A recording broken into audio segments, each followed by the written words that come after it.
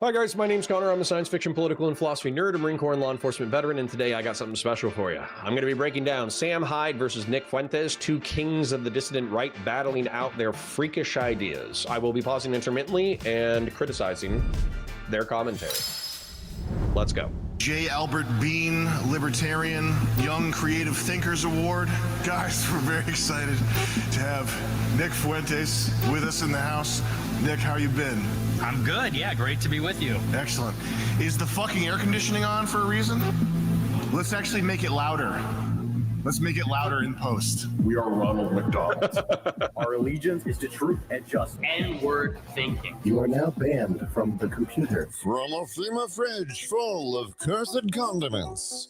The only broadcast still operating under the 1983 Emergency Continuity Act.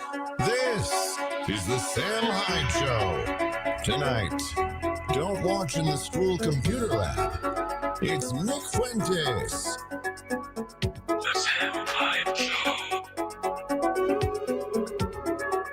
This episode is brought to you by AKA Batasui asks a question about the inflation stuff. So we have inflation when either president keeps spending when taxes aren't keeping up with spending. I don't think that's necessarily it. I think it has to do with economic activity. So for instance, like there has to be correlated GDP growth in my opinion, in real goods with a increase in money. That way the supply and demand, like the fiscal balance of supply, demand, and available consumer goods is maintained. Hale. Is that the actual brand name? The microphone cradle is by Hale? Heil. Heil what? It's just Heil. It's never just Heil. We know this. It's never just a simple Heil. Guys, welcome back to the Sam Hyde Show. Very proud to present Nick Fuentes. Fresh off his Candace Owens interview. That was fun. Oh yeah, I had a lot of fun. I had to stop listening at about an hour because she was yapping so much. Yeah, it's really more like an interrogation. She was coming after. What the fuck? Yeah, I don't know what her problem is. It's another narcissistic black woman, pretty typical. Come on, Candace. What's going on over there, buddy? So what's going on in the world, man? What's new with you? I mean, we got the war with Iran. We have the Epstein files. I've heard from some pretty high up sources that this might be million-dimensional chess. What do you think about that? Yeah, well, Trump has not lost cat turd yet, so I think there still might be a chance. Yeah. Oh, I think this is an epic crash out. I think it's over. This is Zognald Blumpf and the final stand. I'm afraid of what's going to happen next. I think he's going to turn the cannons on us now. You think Trump's going to go after the alt-right? I do. I think it's over. I think it's been over. The entire world is sexually blackmailed by Mossad. Do mainstream people know this? I think so. The name's Epstein, so it's kind of hard to ignore. Regular people know about Epstein. Well, it was absolutely blatant. You know, he goes to jail for sex trafficking, dies mysteriously. The cameras were turned off. Nobody was there. I actually just discovered this last week. Bill Barr was the attorney general when he killed himself. That means he was overseeing the federal prison that Epstein was detained in. Did you know that Bill Barr's father was the principal of the school that Jeffrey Epstein worked at in the 1970s? Oh my God. Jeffrey Epstein was hired by Bill Barr's dad at the Dalton School in 1974. And then his son, Bill Barr, oversaw the detention facility that he died at. So it's just beyond. For this stuff, just in case, let's pretend like an alien is coming into this content and they have no idea what's going on. So Nick Fuentes is a Christian nationalist. He's somebody who believes that America should be a Christian theocracy. Sam Hyde is a dissident right-wing comedian, but he seems to actually share a healthy chunk of dissident right-wing ideas. He doesn't want brown people. He doesn't want black people inside the United States of America. He wants it to be like European majority state. Now, that's not to say that he wouldn't tolerate like black and Hispanic people who are already citizens within the country. I don't think Sam's that crazy, but he does say Nazi shit every now and then. He does seem to actually have an antipathy towards black people. He does seem to have an antipathy towards Hispanics, but I still think he would be like friends with a black person or a Hispanic person as long as they were funny and fucked up. And so that's where you're kind of bumping into like hardcore ideology, in my opinion, with Nick, where Nick is like a hardcore Christian nationalist ideologue, whereas with Sam, he knows the talking points, he can repeat the talking points, but what he's valued for is just being funny as fuck. And so it's actually kind of dangerous, in my opinion, with Sam, because I'm disarmed by Sam. I think Sam's funny. I think he could be like the worst person on the planet. He could be like a serial killer. He could be, you know, a murderer, and I would still think a healthy chunk of his comedy is funny. And so that's where it's tough. It's tough on the dissident right, you know, to be anything really, because obviously you're pushed into the fringes. But that's where you have to keep an eye on these people too, because they do have hundreds of thousands, if not millions, of very, very zealous fans. And it became a meme. You know, Epstein didn't kill himself. The meme should have been the Jews killed Epstein to keep him shut, you know, because it's like, well, who killed him then?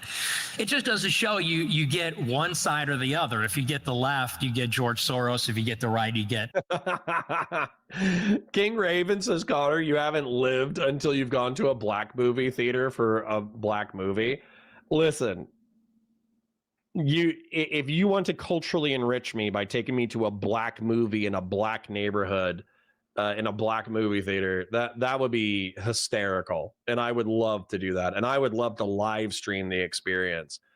I will say that I went to a movie theater on the rough side of town, and the stereotypes were present, where a bunch of teenagers came in, raucous teenagers, and they were screaming and yelling at the movie while the movie was happening.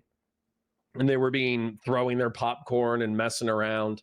I wouldn't necessarily assign like a racial animus to that, because they were teenagers. But you know, there was obviously some cultural differences, I guess. And then what's funny too is there was this meme when Black Panther came out where they're like, some racists, not me, obviously, but there were some racists on the internet who were saying that white people should go to Black Panther on opening day and just be very loud, which I didn't think was funny at all, because that's super racist. But some people might think that's funny. Jeff Epstein in Israel. So It's nice how that story came full circle, though. It's a generational thing.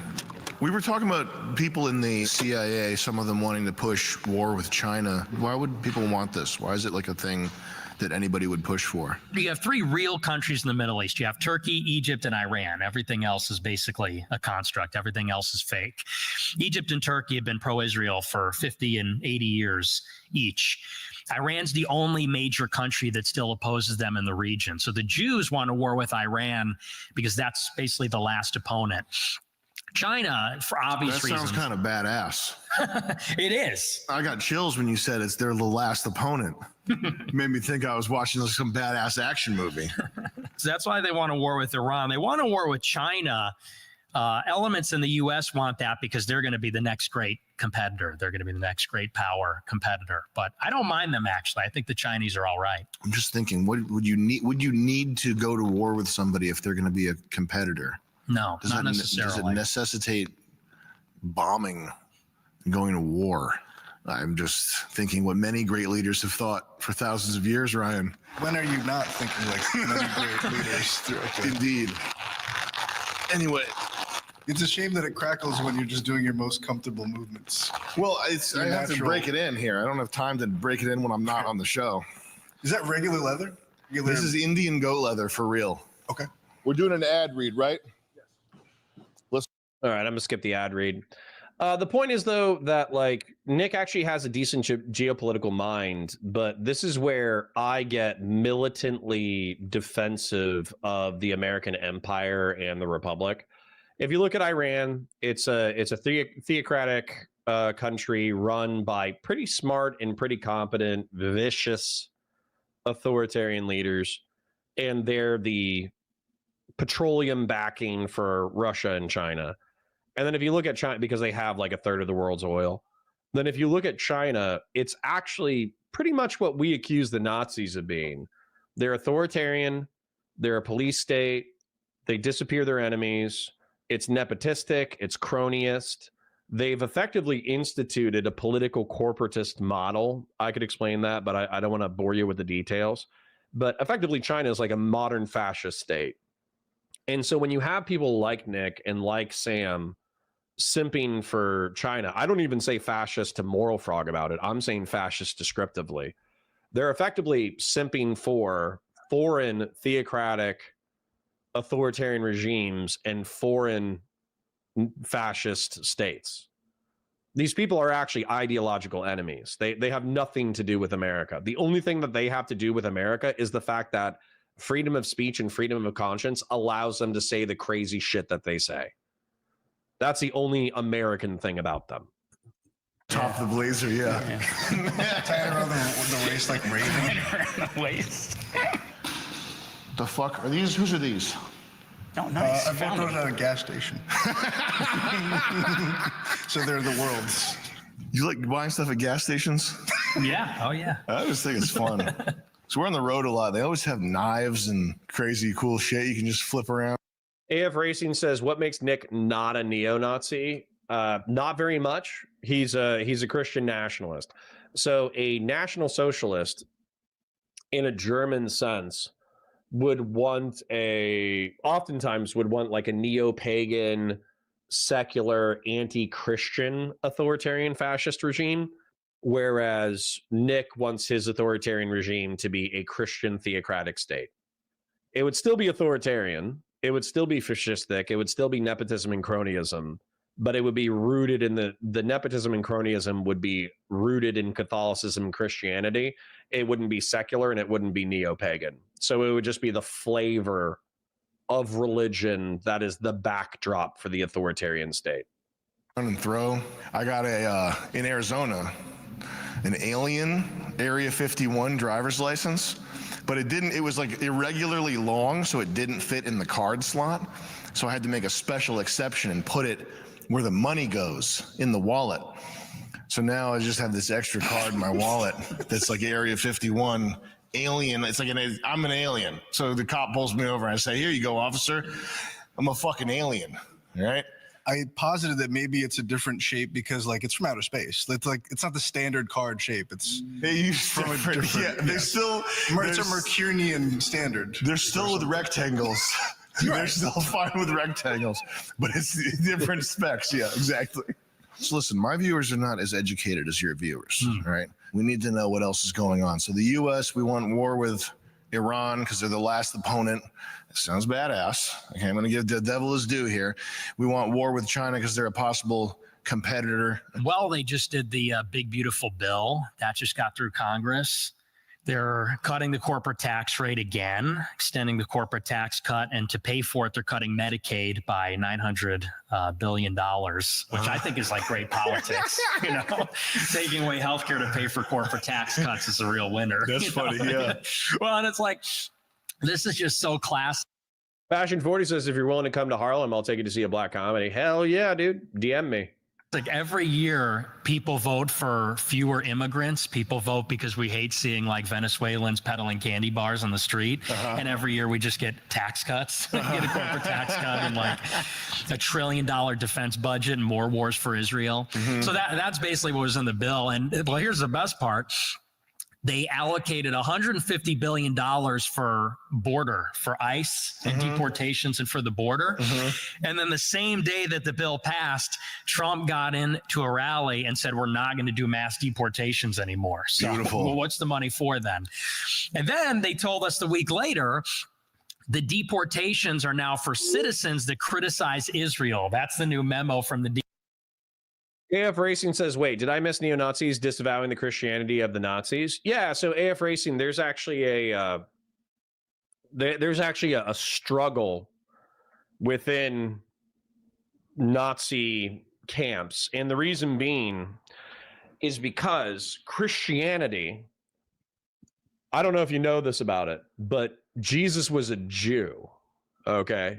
And he encouraged pacifism in humanity to turn the other cheek from violence and all that kind of crap.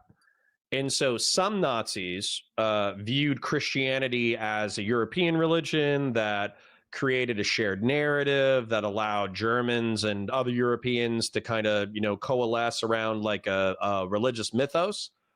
some people, some Nazis, especially the ones who worship Nietzsche and love Nietzsche, they viewed Christianity as the original subversion of European brilliance through slave morality with a Jewish figurehead. And so Christianity is actually the ultimate Jewish psyop, depending on your perspective. So if you're an anti-Christian Nazi, you believe that Christianity is the ultimate Jewish psyop. If you're a pro-Christian Nazi, then you think that Christianity is necessary as a vehicle to maintain social cohesion. But Nick is a literalist. He actually does believe in Christ as king. He does believe in Catholic dogma. He does believe in Pope as the vicar of Christ. He will do apologia for the Catholic Church. He will criticize other Christian religions for being insufficiently loyal to the Vatican. So, yeah. Senior Chow says there's so much here that is so talented. The changing of the outfit, the lighting, the cigar during key propaganda moments. This is theater kids. Yeah, for sure. Yeah, absolutely. Grassroots says there is a Q struggle in Nazi camps. Yes, Connor, that's kind of their whole thing. Yeah, for sure, for sure. Conservatism says, glad I wasn't the only one chuckling about how grassroots hegemon. Lol. True. Adam Price says George Lincoln Rockwell hated Christianity. Yep. King Raven says German and Icelandic paganism see vengeance as a virtue. Jesus is the opposite as that. Justin for $15. Finally, good content. Thank you, buddy. All right. Like the stream, share it with your friends, engage in chat, super chats if you got them, memberships if you got them.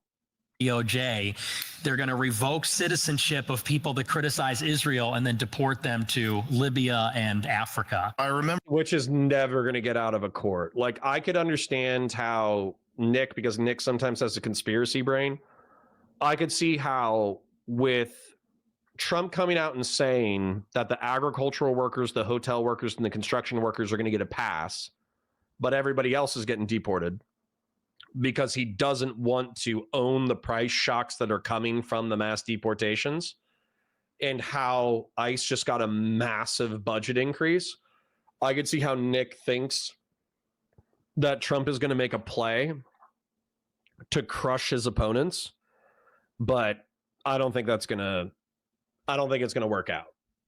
It's possible. I don't think it's going to work out. I don't even think Trump is smart enough to make that move, but I don't think it's going to work out if Trump does make that move.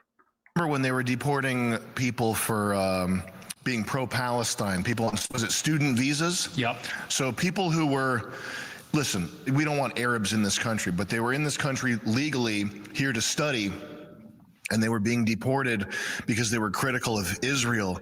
And I saw a lot of people on the right sort of cheering that, like they didn't understand why that might be a bad thing. So what, they're going to deport who now? Citizens. They're revoking the citizenship. How does that work? What does that mean? So if you're a naturalized citizen, meaning you attain it after you were born in another country, you come here, get your citizenship, they say the top 5 priorities of the DOJ this year will be revoking naturalized citizenship from anybody that is a threat to Israel or criticizes Israel. Holy shit. That's the new move. Do you think that Rosie O'Donnell's a test run for a straight up citizen? She was born in America. She was. And Trump was saying that, like, it's probably like the test subject. If everybody hates Rosie, so we're going to deport her. And then everybody's going to be like, yeah. And then now you've opened that door to make that possible. And then we're gone. Did they deport Rosie? Not yet. He said we should look into it. He said we're going to look into it very strongly. You know, it's Yeah, but the number one, I'm pretty sure birthright citizenship revocation is dead. I'm pretty sure a court has already struck it down and actually said that the Trump admin cannot revoke birthright citizenship, and then it's going to the appellate level, but I almost guarantee you the appellate level is going to strike it down as well. So the whole revocation of birthright citizenship, in my opinion, that's not going anywhere. And then simultaneously, denaturalization, the stripping of a citizen who receives citizenship, I think it's only for the first 5 years. By current statute, I'm pretty sure after 5 years, you're on home base.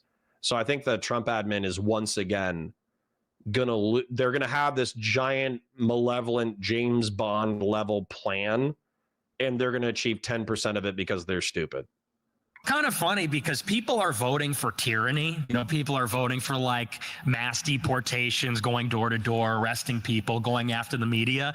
But we're just getting like Jewish tyranny. We're getting that, but like for Israel. We're like deporting people that criticize Israel, going to war for Israel, deporting people that hate Israel, shutting down Harvard because they hate Israel. And it's like, we just kind of got the wrong flavor. So like right idea, just directionally not pointed at the right thing here. They got to know what they're doing though, because they're attracting all that attention to you know, this anti-Israel hate. They've got to understand that it's going to come full circle, and people are going to be like, wait a minute, maybe not liking Israel is super justified, right? Like that's going to bite them in the butt. Yeah, I don't know. I think they're just going to kill us all. You know, I'm Okay, interesting. Peter Thiel has like an enemies list of like 2 million people in Palantir. Yeah. And Palantir came Sick. I'm probably on that list. in on the heels of Doge. Elon Musk brought Doge in to every department, to the IRS, the Treasury Department, education, the rest of it. And everyone that worked in Doge had also worked for Palantir. And so when Doge left, Yeah, this is another reason why I don't think the dissident right is going to be as successful as they want to be. So there are factional splits. This is worth a paint. This for sure is worth a paint. So we got I totally fucked up my economic analysis, but that's okay. Just know that when we print a lot of money, but we don't have a lot of economic output, that's bad for the economy. It's an inflationary. That's the only thing that you need to remember from what I said from that terrible, terrible, terrible explanation. But there's actually MAGA is a shitload of people. Like, you have to understand that MAGA is effectively a coalition of like a variety of disparate political groups who actually, to some degree, have contradictory political philosophies. It's actually kind of crazy. So you have the techno-feudal lords. You have the actual like immigration hawk pseudo-fascists. You have the Trump cultists. You have the contrarian right. You have, and the contrarian right is probably fucking huge. I'm gonna make this way bigger. The contrarian right, and give me a second. Let me move that, and let me make the contrarian, because I think the contrarian right is probably the biggest faction, to be honest. So, techno-feudal.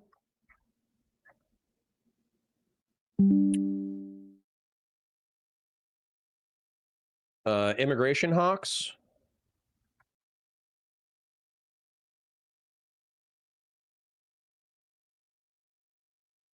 Trump cultists.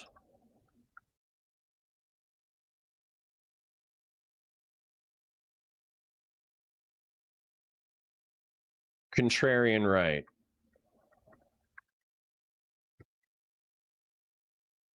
And so if you're like, hey, Connor, what's the difference between these people? So the techno-feudalists, in my opinion, are best represented by Peter Thiel, Curtis Yarvin, and JD Vance. And so the techno-feudalists are effectively like Silicon Valley, like neo-fascists. And again, I'm not moral frogging. I'm saying they literally believe in like flexible authoritarianism and political corporatism. And what they want to do is they want to cut back at the federal government. That way they can make transhuman cat people that they can have sex with. I'm memeing and I'm not. I swear to God that Peter Thiel just wants to create these like crazy AI technologies in order to usher in the level of progress and technological advancement that he thinks the United States deserves. And then immigration hawks, they just think that Northern European Americans are being displaced. And so they don't want to do the mass immigration of globalism. And so they want to reverse that trend. Then you have the Trump cultists who they don't have any principles. They actually just want to do whatever Trump says because they think he's a brilliant man. And then the contrarian right are the people who want to trigger the libs and get communists to commit suicide because they think the left has gone too far. And so they want to punish the left. And so in my opinion, the contrarian right is probably as big as MAGA, and they're probably a substantive base of MAGA. But Trump cultists, immigration hawks, and the techno-feudalists, they don't all have aligned interest. If you remember, Elon Musk would be one of the techno-feudalists, one of the people who wants to usher in like a new era of innovation through deregulation. Well, he might have been an immigration hawk when it came to poor Mexicans. He might not care about Africans dying of preventable disease, but he wants highly skilled Indian immigrants in order to fuel his techno-feudal empire. And so that was actually like a conflict between the immigration hawks and the techno-feudal empire. Is they both hated Mexicans, but the techno-feudal people wanted Indians. And then when it comes to the Trump cultists, they might want to get rid of the Mexicans and the Central Americans, but if they're running a business that's reliant on immigrant labor, well, they don't want that either. And so they fought with the immigration hawks.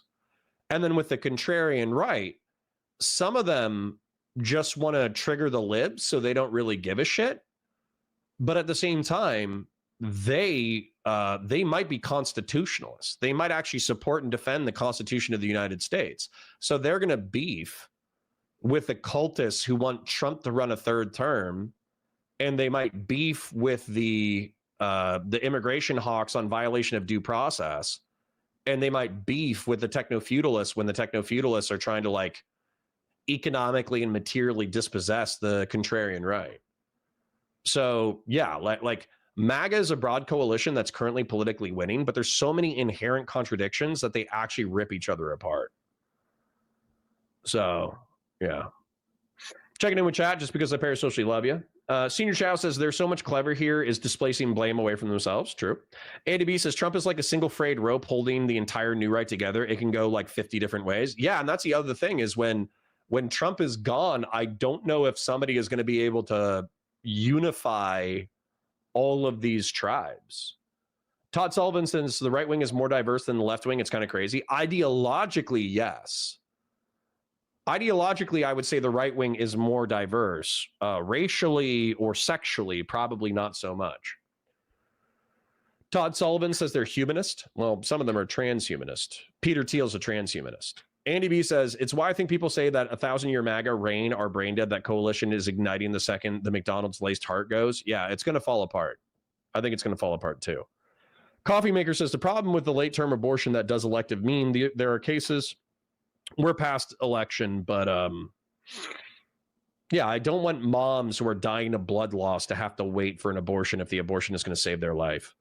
Todd Sullivan says, hates Mexicans. Don't you mean illegals? Well, so I would say the immigration hawks are actually split. There are people who care about legal and illegal differences, but there are immigration hawks who don't care about legal, illegal differences. If you go onto Twitter right now, there's a tweet probably with like 100,000 likes that says none of these people are Americans and they never will be.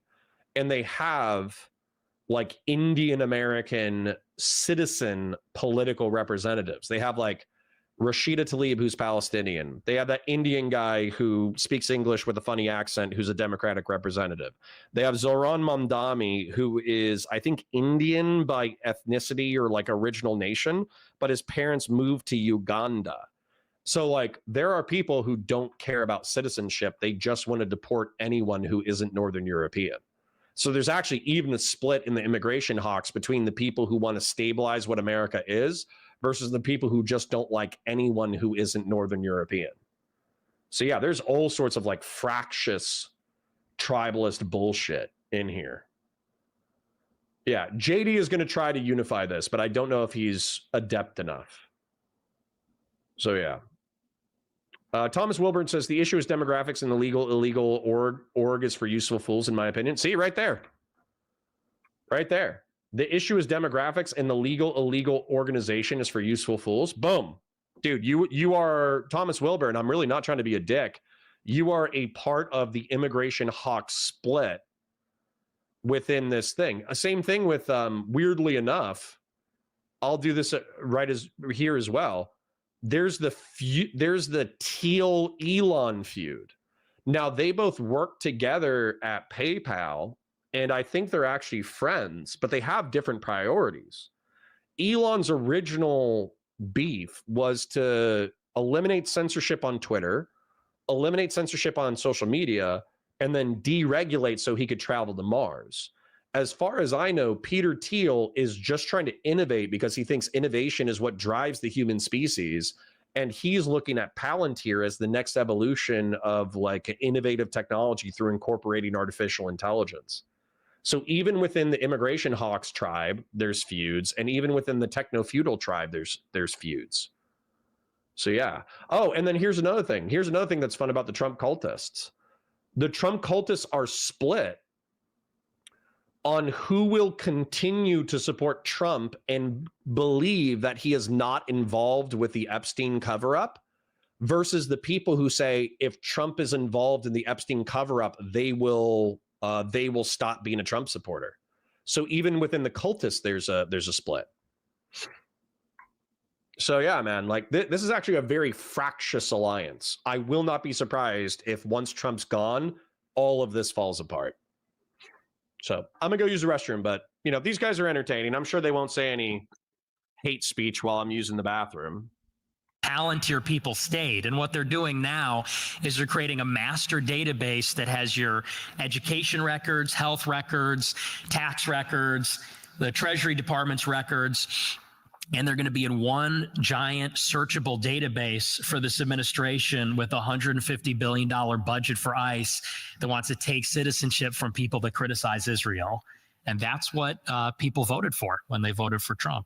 What is Palantir? Can you explain what this is a little bit? Palantir is a CIA cutout. So in 2001, after 9/11, they created this it's basically artificial intelligence or an algorithm to interpret these vast amounts of data.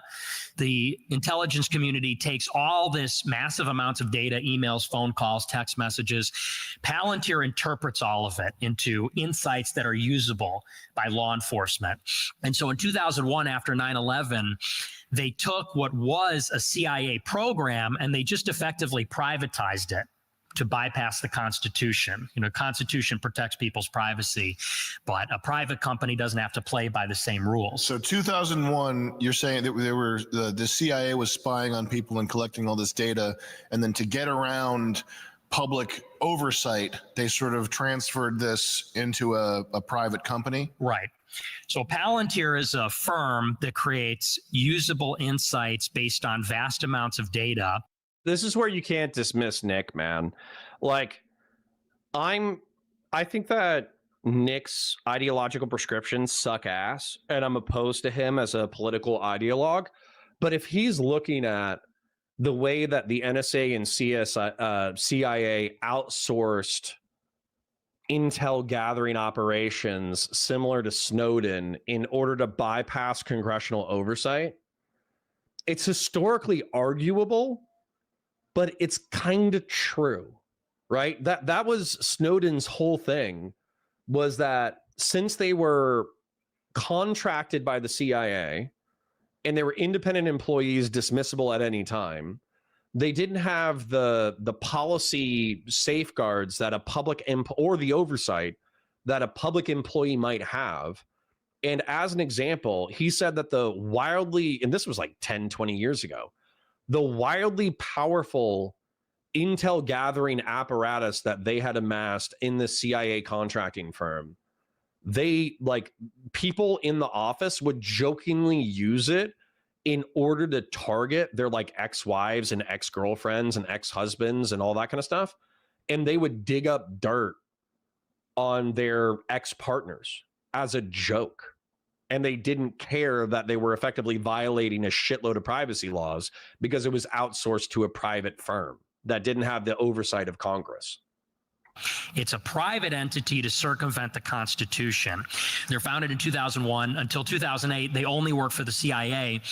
And the CIA actually provided startup money through their venture capital arm, In-Q-Tel. So they provided all the money for it, and they created all the products. So Peter Thiel, Alex Karp, Joe Lonsdale, they were at Langley, Virginia, at the CIA headquarters making everything for the CIA as a so-called contractor. And then after that, they branched out into everything. So they identified the Capitol rioters on January 6th. They were identifying who wasn't vaccinated in 2021. What were they doing with people that weren't vaccinated? Just to identify contact tracing who had COVID and who was spreading it to everybody using Bluetooth, and then identifying then who wasn't vaccinated for the purpose of these vaccine passports. You know, in states like New York or in New York City, they wouldn't let people into restaurants if they didn't have the vaccine. So this was going to be like, they wanted to identify everybody that didn't have the card. Yeah. Using Bluetooth, you said? That's for identifying who has COVID. Interesting. Because if you got COVID and you tested positive, they would look at your phone, and your phone has Bluetooth, and they'd see all the other phones that touched it. So they can identify everybody that might have COVID. That's the contact tracing. It's basically just like what Ted Kaczynski warned about. This is the classic panopticon surveillance state. And so Palantir was founded by Peter Thiel. Ooh, you guys need to know what a panopticon is. I love, that's, what a great fucking word, dude. Again, like Nick, total douchebag, hate his politics, but look at this, panopticon. So it's a prison. It's the way a prison is designed. Remember it from Guardians of the Galaxy, you know, probably lots of Marvel watchers in my audience. But the panopticon is that you build a circular prison where you can see the cells, and then you put the guardhouse in the middle. And so oftentimes when you need to, if you're like a prison guard, if you're dealing with a square, then you have to walk the whole hallway in order to see into the prisoner's cells. Well, with a panopticon, when you have the guardhouse in the middle of the prison, you can see into all of the cells simultaneously. So rather than having a guard who needs to walk every cell, and all sorts of bad behavior can happen while it takes for you to walk from cell to cell to cell to cell, with a panopticon, there's somebody up here who can see into every cell, and therefore prisoners are less likely to engage in bad behavior. And so the reason why he cites the surveillance apparatus as a panopticon is because effectively, if you know that the NSA and the CIA and the FBI have access to all of your information, you're going to be less likely to engage in dissident or terrorist activities because you know that at some level, there's somebody watching you. There is some equivalent to a state servant, either an FBI agent, CIA agent, NSA agent. And even if they're not like looking in your cell, right? Let's say that you're over here and you're planning some kind of prison break, or you're planning a way to destroy the panopticon guardhouse, right? Even if they're not looking at you, you still have this constant anxiety and fear that all it's going to take is for them to look at you, and then you're busted. And so as a result, it reduces bad behavior, but kind of in an Orwellian and dystopian way if you're a free person. Yeah. So good word in reference to a interesting political observation. Peter Thiel funds all the new right projects. You know, in 2022, he was the single largest individual donor in the cycle. So he put $30 million behind J.D. Vance, Blake Masters. Why does he look greasy? Well, he's a gay man. I think that has a lot to do with it. So, There's a certain amount of grease that comes along with the lifestyle. Yeah, a lot of lubricant, a lot of lubricating. Why is it a lot all of over his friction. face when he's doing public appeal? Randy Chang says, do cops run background checks on exes or potential dating possibilities? If you get caught, your career is fucked. So there's this program. I actually forget the name because it's been, David. It's just David. It's the driver and vehicle identification database. And so with David, I think that's the Florida state level data database. Every single one of your keystrokes is logged for David, and you click an agreement every time you log into David. It says, I know that I can only use this database for lawful purposes. If I use them for private purposes to gain money, if I use it for private purposes in a criminal way, if I use it for private purposes in a non-criminal way, I'm subject to revocation of my clearance, and I'm subject to criminal and civil penalties. And so it's happened before where cops have used David in order to stalk their exes or to stalk a rival at work or to get information, like if they're a realtor, like get information on potential tenants and shit. But what happens though is like, yeah, you can do that for a while, but your entire David history is logged. And so the second that you're reported for misbehavior, they can just go through, they can document really aggressively every bad thing you ever did, and then they can fuck you legally. It was actually the main thing when I left the academy and I joined a police department. It was one of the biggest things my field training officers warned me about, was that David misbehavior is punished. You will lose access, and no law enforcement agency in the state of Florida will employ somebody who cannot be David certified. And also you're open to civil and criminal penalties. So yes, it happens. Yes, it's punished. Appearances. Peter Thiel has funded Sovereign House, Passage Press, Bronze Age Pervert, Claremont Institute. And then, of course, our vice president, J.D. Vance, was his protege for his entire career. So Vance is Peter Thiel's guy on the inside. Where does Thiel come from? Was he around in 2001? He was. And He what was came from PayPal. What was he doing? So he had just around that time created PayPal with Elon Musk. Yeah. At that point, when they're doing PayPal, is this something that's linked to intelligence yet, or is he sort of solo? Most likely, yes, because of the nature of what PayPal is, which is a peer-to-peer payment system. So it's deeply in touch with the financial industry and state regulation.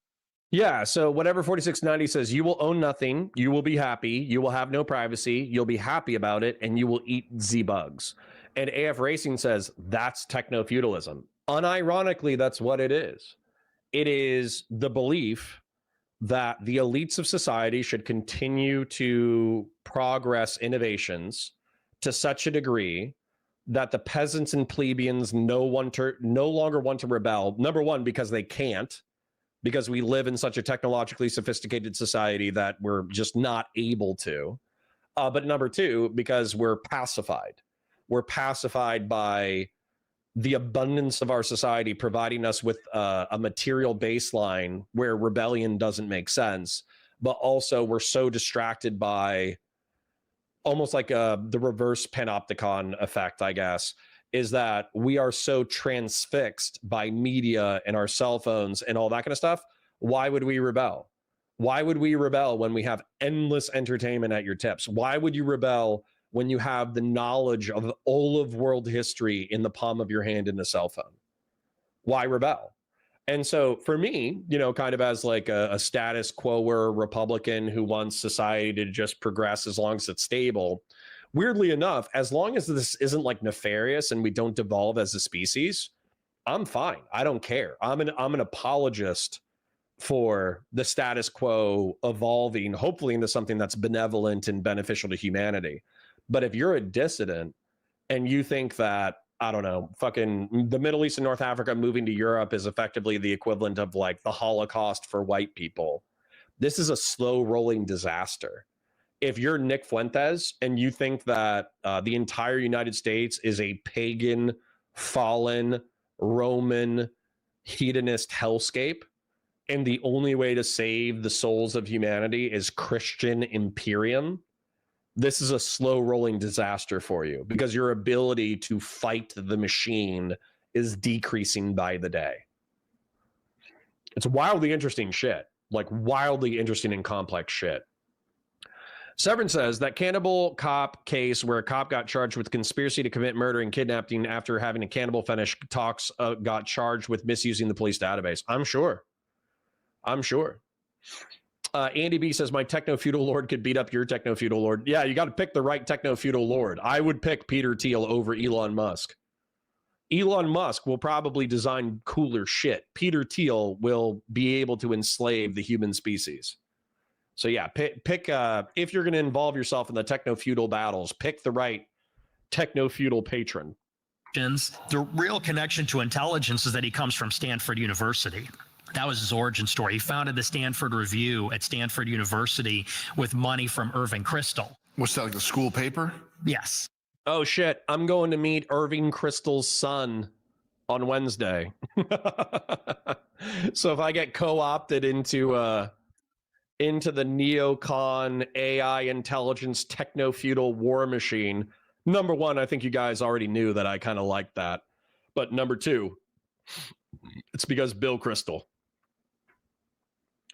Jonah says, why rebel when you can have an OnlyFans and bug protein paste in your pod and VR OnlyFans porn if you collect enough service vouchers? Yeah. Mega Zero says, the best techno lord is our savior, Terry A. Davis. Interesting. I need to research Terry Davis. AF Racing says, can we wait and just not do any of that? Or are y'all going to just sleepwalk into it because it sounds interesting? I'm going to sleepwalk into it because it sounds interesting. So AF Racing, you have to understand, I'm going to show you something real quick because this might, we're wrapping up in the next 20 minutes or so, but I want to show you something. So look at Palantir because Palantir trailer, the future of warfare. So it's 30 seconds. Let's just watch it and I'll do it without commentary.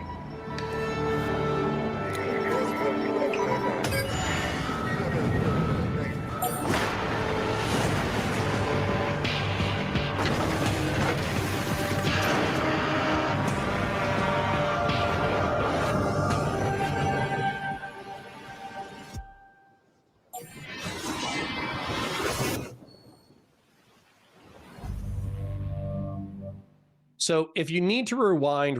If you're not watching the screen, I'll describe it for you.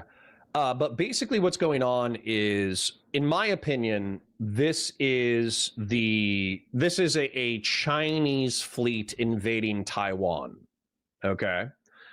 And so what happens is the defense network gets activated once the Chinese fleet crosses a barrier, and there's a black, because we're not racist, there's a black U.S. Army DoD personnel who activates the defensive network.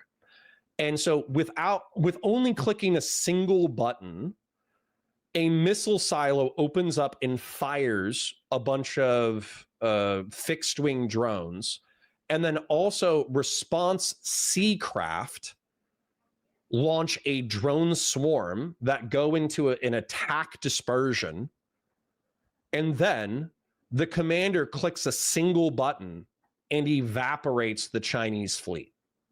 So now this is a fantasy, right? Like we're nowhere near close to this. But the whole point is that if you have artificial intelligence that's capable of doing like analyzing video feeds to identify targets, if you have radar satellite, thresholds that are able to identify different, friend versus foe, then effectively what you do is Lavender trailer. This looks like a love movie. I don't know if I want to watch that. But anyways, the point is that like, this is the scope of technology. We're not talking about Ukrainians flying individual fiber optic drones across a battlefield to blow up a tank. We're talking about AI piloted drone swarms taking out an entire army within a matter of minutes. So that's where it's like, yeah, that's terrifying, but it's also cool as shit. Have you guys seen the here's another thing too. Have you guys seen the new dog robot rough terrain? There's one that came out within the past week and it is terrifying. I don't think it's that one. Let me look it up on YouTube. But effectively, like, if you have these dog robots and you put explosives or guns on them, it's kind of over. Like I think like infantry or whatever, they're still going to have a role to play because you're going to need some meat for the grinder. But harsh terrain dog robot. It's not the one with wheels, but you'll get the picture even if I just do this short. The right? Linux M20 from Deep Robotics features hyper-flexible joints and seamless leg mode switching. It climbs 25 centimeter stairs and conquers rugged mountain trails, muddy wetlands, and debris-strewn ruins. According to the inventors, it's designed for industrial operations in extreme and hazardous terrains. The Linux M20 from... So anyways, the point is, put a bomb or a gun on that, and the nature of warfare totally changes. Now, I am going to be anti-dog robot, not because I don't think it's a technology that we should harness, but just because I don't want those freakish monsters around me. And I shouldn't play this because I got in trouble for the live stream, but there's something called an Origin 12, which is a 12 gauge shotgun, and it has a drum mag, and it's highly reliable. I will be buying one of those, right? Yes. Ever since I realized the weakness of flesh, it disgusted me. True. Well, let's see if they give us anything else interesting. Then we're about to hit 5 hours. So 1 second. Who's Irvin Kristol? Irving Kristol's the godfather of neoconservatism. So he And I'm about to meet his son this week. invented the neocons. He's a Jew, former communist who became a conservative after the Soviet Union. AF Racing says, if this channel is going to sweep for techno-feudalism, I'm so fucking out. Well, listen, it should be benevolent techno-feudalism. But if you didn't know that I was a Warhammer 40K player who likes cool technology in the military-industrial complex, that's going to be tough. Union backed Israel's enemies. Peter Thiel. I almost said Peter Steele. He should change his name. He started the school newspaper with money from the godfather of neoconservatism. Yes. Okay, continue. So he takes money from Irving Kristol to start this paper.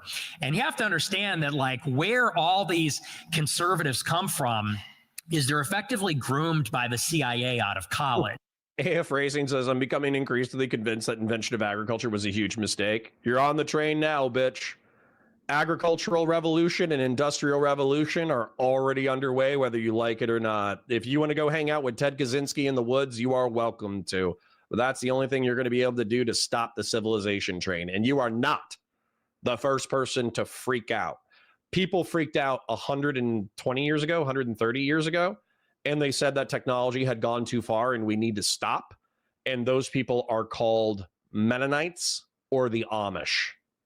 Every major conservative thinker, influencer, basically from the 1950s on, was groomed by what was called the Congress for Cultural Freedom, which is a project of the CIA. This is the KKK. No, I know we're talking about serious stuff, so I tried to hold it in. Whatever 4690 says, have I seen China's new mothership? No. This was a while ago this happened, but you said the godfather of neoconservatism. And all I could think was like, the godfather going, so you're telling me you don't support Israel? That's all I could think of, and my brain just like, shut up, don't say that. No, please interject with humor. You're saying that every major conservative figure comes from this Congress of what? Congress for Cultural Freedom. Congress for Cultural Freedom. So they're all, in a word, they're all being groomed. All of these like conservative intellectuals that are writing these books, people like William F. Buckley, and many of the anti-communists, are all being groomed out of college by the CIA to Holy shit. Please recruit me. be a conservative counterweight to left-wing communism in America. Because Based. the CIA is deeply worried about communism spreading in the United States and elsewhere. So Peter Thiel tracks with this pattern where Irving Kristol's one of them. So back in the 60s or 70s or whatever, they would have been doing this to combat communism. Right. And then at some point, something goes wrong. I wouldn't say it went wrong. It's more like the CIA was always in bed with Israeli intelligence. So under the aegis of fighting communism, what they're really doing is combating anti-Semitism at the exact same time. So these people are being groomed by the CIA, which happens to be an institution that's totally infiltrated by Israel. When was the CIA Jonah Zilla says, I want to be groomed by the CIA right out of college. Right? infiltrated by Israel? I don't want to scare AF Racing. I feel like we're scaring AF Racing, but I'll make a serious point in a second. From the very start, from its very inception. And the reason being is because the CIA was formed out of wartime intelligence during World War II. We needed intelligence about the Axis, the Nazis, the Italians. And so when the Allies invaded Italy, what was coming through Italy were a lot of Jewish refugees fleeing the Holocaust, fleeing the persecution by the Germans. And so how did the Allies get intelligence about the Germans? We talked to the Jews that were fleeing Germany. And so our entire intelligence network from Germany, and even from Russia for that matter, from Poland, all these Jews that were fleeing these countries came from Jewish refugees. Problem? essentially. So when the CIA was founded, it was basically made up. All the human sources were Jewish refugees leaving Italy. Problem? And then going to Israel. And then the next big step is that we were, of course, fighting the Soviet Union. Yeah, Kay brings up an interesting point. The issues with Kamala are not existential unless it's your kid who wants to transition and is in a school setting that teaches random gender ideology. I think there are a lot of people in that group, which I understand. Not only are my kids too young to be transed, I'm also in Florida, which is pretty anti-woke. And then not just that, my kids are like cis presenting as fuck. And what I mean by that is that they're like boys through and through. They love guns and trucks and blowing shit up and dirt and getting into fist fights and roughhousing and being crazy and jumping off of shit. And they don't do tea time very well. So I understand that like trans kids might be more alarming to the more conservative social mindset, especially if you have daughters, especially if you have teenage kids. I understand how that shit could be alarming for sure. Whatever 4690 says, if the left hyper-focused on the AIDS babies, they probably could get it reversed, but they don't. Yeah, I know. I actually think Democrats are kind of complicit right now. Not to be mean to them, but yeah, I think the Democrats, they have not freaked out enough about USAID. But I think the one thing that the Republicans have, though, is if the Democrats freak out about USAID too much, then the Republicans can say, look, they care more about foreigners than they care about you. Fuck the Democrats. And I think that resonates on some level. All right. Anyways, I need to use the restroom pretty badly. So I'm just going to let you listen to dissident right-wing propaganda without any criticism for the next 2 to 3 minutes. So I hope you enjoy it.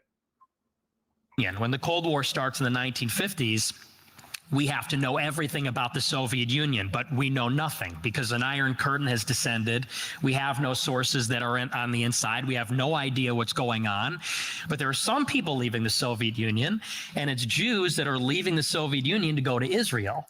So we say, how do we know the secrets about the Soviet Union? Let's interview the Soviet Jews that flee to Israel.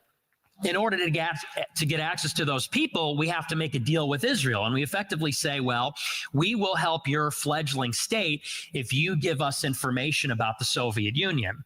And so basically a deal was made. This is how they got their nuclear program. This is what was revealed in the JFK files earlier in the year, that James Angleton, who was running the Israel desk in the 50s and 60s and 70s, he, under the table, was providing Israel with nuclear secrets to get access to their Soviet emigres so we could learn more about the Soviet Union. Now, you said James Angleton. Mm-hmm. Can you imagine if you showed that guy the future? Hey, James, I want to show you something real quick. It's a glimpse into the future. This is what you did? That's really funny. Okay, so CIA formation. They're infiltrated from the very beginning because they wanted access to Russian emigres. The Congress for Confederate Cultural freedom. Cultural freedom. Okay, so tell me about this, the CCF, we'll call it, because I forgot what it was. So the CIA starts to basically support a lot of conservative radio publications, intellectuals, because these guys are all making the case that the Soviet Union is evil. It sounds like PragerU. Yeah, exactly. That's what it is. Yeah, it is PragerU. It's like proto-PragerU. And so basically all of the famous anti-communist conservatives of the 50s, 60s, and 70s, maybe the most prominent being William F. Buckley, they were being funded under the table by the CIA. Their papers, radio, TV, their scholarships, they were all funded through what were called cutouts, NGOs, various projects, one of them being the Congress for Cultural Freedom. And that's because the CIA wanted to create in Europe and in the United States this intellectual case against communism. Problem? I actually wasn't here for the past 2 or 3 minutes, and I have a feeling that Nick Fuentes just described a bunch of based things. And I'm not kidding, guys. Like I'm not kidding. I know that neoconservatism is cringe because it's associated with the invasion of Iraq and the Bush administration and all that kind of stuff. And there's a limit to American military adventurism that obviously results in like shitloads of death. But you have to understand that, like, the options are fascism, communism, Islamic theocracy, authoritarian typically, and liberal mixed economy capitalism. Those are the options. So if I have to be a Republican, neoconservative who believes that mixed economy capitalism and a maximally free society is based, and if I have to kill communists, jihadists, and fascists, that's not a problem. Like, obviously, we should try to convert them ideologically. We should make a case for why free societies and mixed economy capitalism is preferable to the alternatives. However, if it comes push to shove, you need to have some balls. And so the CIA and the military industrial complex of the 20th century being interested in not only self-preservation, but thriving in the modern world is described by Nick Fuentes and his ilk as some kind of like grand conspiracy. Whereas for me, I'm just like, yeah, based. When are we getting to the cringe? When are we getting to the cringe? Selling VX gas to Iraq was cringe, but that's a detail. That has nothing to do with the overall strategy. Then you fast forward to the 80s, and Irving Kristol, the godfather of neoconservatism, he's holy shit. And I'm meeting his son in 2 days. I'm very excited about it. One of these guys, by the way, who's getting money from the CIA. He starts up a group with a number of other Jews, and they start seeding money for student newspapers at all the top schools. Damn. Stanford, Dartmouth, UChicago. And some of the most famous conservatives today got that money, and that is how they got their start. Based problem question mark. They started these student newspapers. They start writing for them, and then they climb up the ladder doing commentary, doing broadcasting, and now these are like the biggest hosts at Fox News. Like one. Turi Guiano says, without Connor's guidance, I don't know what to believe. It's true. It's true. I would love it if you guys did the meme. It's like, I don't know about this topic. My favorite streamer hasn't talked about that. If you said that in my honor, I would be most humbled and most appreciative. One of the ones, for example, was Dinesh D'Souza. Just to interrupt you here, usually when someone interrupts it, like just to something good, I'm like, just to interrupt you here. This does sound like a good idea. Yeah. Like I kind of want to just go start up some student It's like newspapers. spy fiction. It's cool. Okay. All right. Now they're saying that they want to start up dissident right-wing student newspapers, but okay.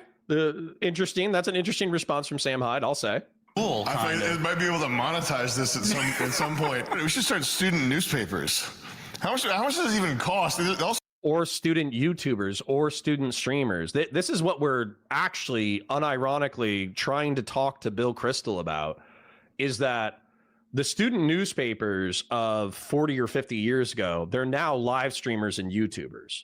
So if you want to radicalize the American public to be in favor of the Republic of the United States, live streaming and YouTubing is where it's at. So they're good at getting like a bang for their buck, you know, with like local, like they realized you need like Soros, you fund like the local guys, you just get more. Like what does it cost? Like $2,500 to, you know, it turns to set up a studio. Yeah, that'd be based. Turn some neighborhood into a shit show. How much does a student newspaper? It's like $375. That could be our next big endeavor. That is pretty. Yeah. Fun. So look, these guys. So the guys that. Oh my god. Yes. So TP USA Turning Points USA, run by Charlie Kirk, is the college organization that has absolutely swung alt media, young conservatives, etc., into voting. Not only should be neoconservatives, never Trump people be competing within the college space, but imagine this, okay? That walk with me for a second. One of the challenges of starting this kind of thing is equipment. I basically have probably, I don't know, maybe $1,000, maybe $2,000 worth of equipment. And I don't even have ideal equipment. I have like a Shure M7B. I got a nice camera. I got some lights that I fuck up the lighting on. But imagine if you're a college campus and that, or near a college campus, and there's a house that you know, or a place that you know, where you just have like a professional podcast studio. And let's say that you were sponsored as a creator where you could join the Republicans, and there were factional splits within the Republicans. There's like MAGA or even the Democrats, but there's like the far left progressives and there's the far left liberals and blah, blah, blah, blah, blah. Let's say that a liberal Never Trump alliance had a professional grade podcast studio that you could rent time for free or near free, like, I don't know, $10 an hour, $5 an hour, something like that. And then you were able to go in and have professional grade audio, video, and lighting in order to create content and effectively have Never Trump content houses. So instead of creating a student newspaper where you're funding people to, I don't know, that you're funding their Xerox copies of their computer generated newspaper to put up as flyers around campus, you're instead giving them the ability to create high quality videos. That would be fucking brilliant. Got their start up the commentary public figure speaker ladder with the student newspaper track. Like, at what point are they compromised in the sense that they're putting their subsuming their values and their journalistic integrity to what money? Is that what it is? They're convinced that working for the CIA or intelligence is patriotic. I think that they're convinced that. I'm convinced of that. They're with the so-called good guys, the good faction inside intelligence that is sort of, true based, ideologically aligned with us. To tell you the truth, a lot of them are marginal types from the beginning. Somebody like Peter Thiel. What do you mean, Wowman 542 says, how about we just rebrand neoconservatism as muscular liberalism and call it a day?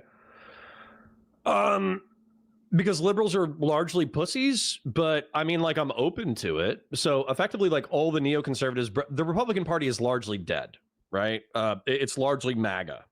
So the question is your energy better spent just becoming a militant liberal wing of the Democratic Party, or is your time better spent fighting for the soul of MAGA? And I don't know the answer to that question.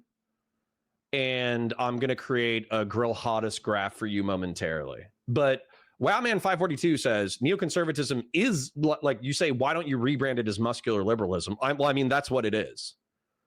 It was Democrats who thought that the new left had claimed too much of the Democratic Party, and they joined the Republicans to counterbalance the far left in the 60s and 70s and 80s of the United States. And they became, through soft power and hard power, exporters of liberal democracy and republicanism to the world. John says, why are we using this as a purity test? He and the Young Turks are collabing with Charlie Kirk and Tucker Carlson. I don't know what you're referring to, John. You might have to be more specific.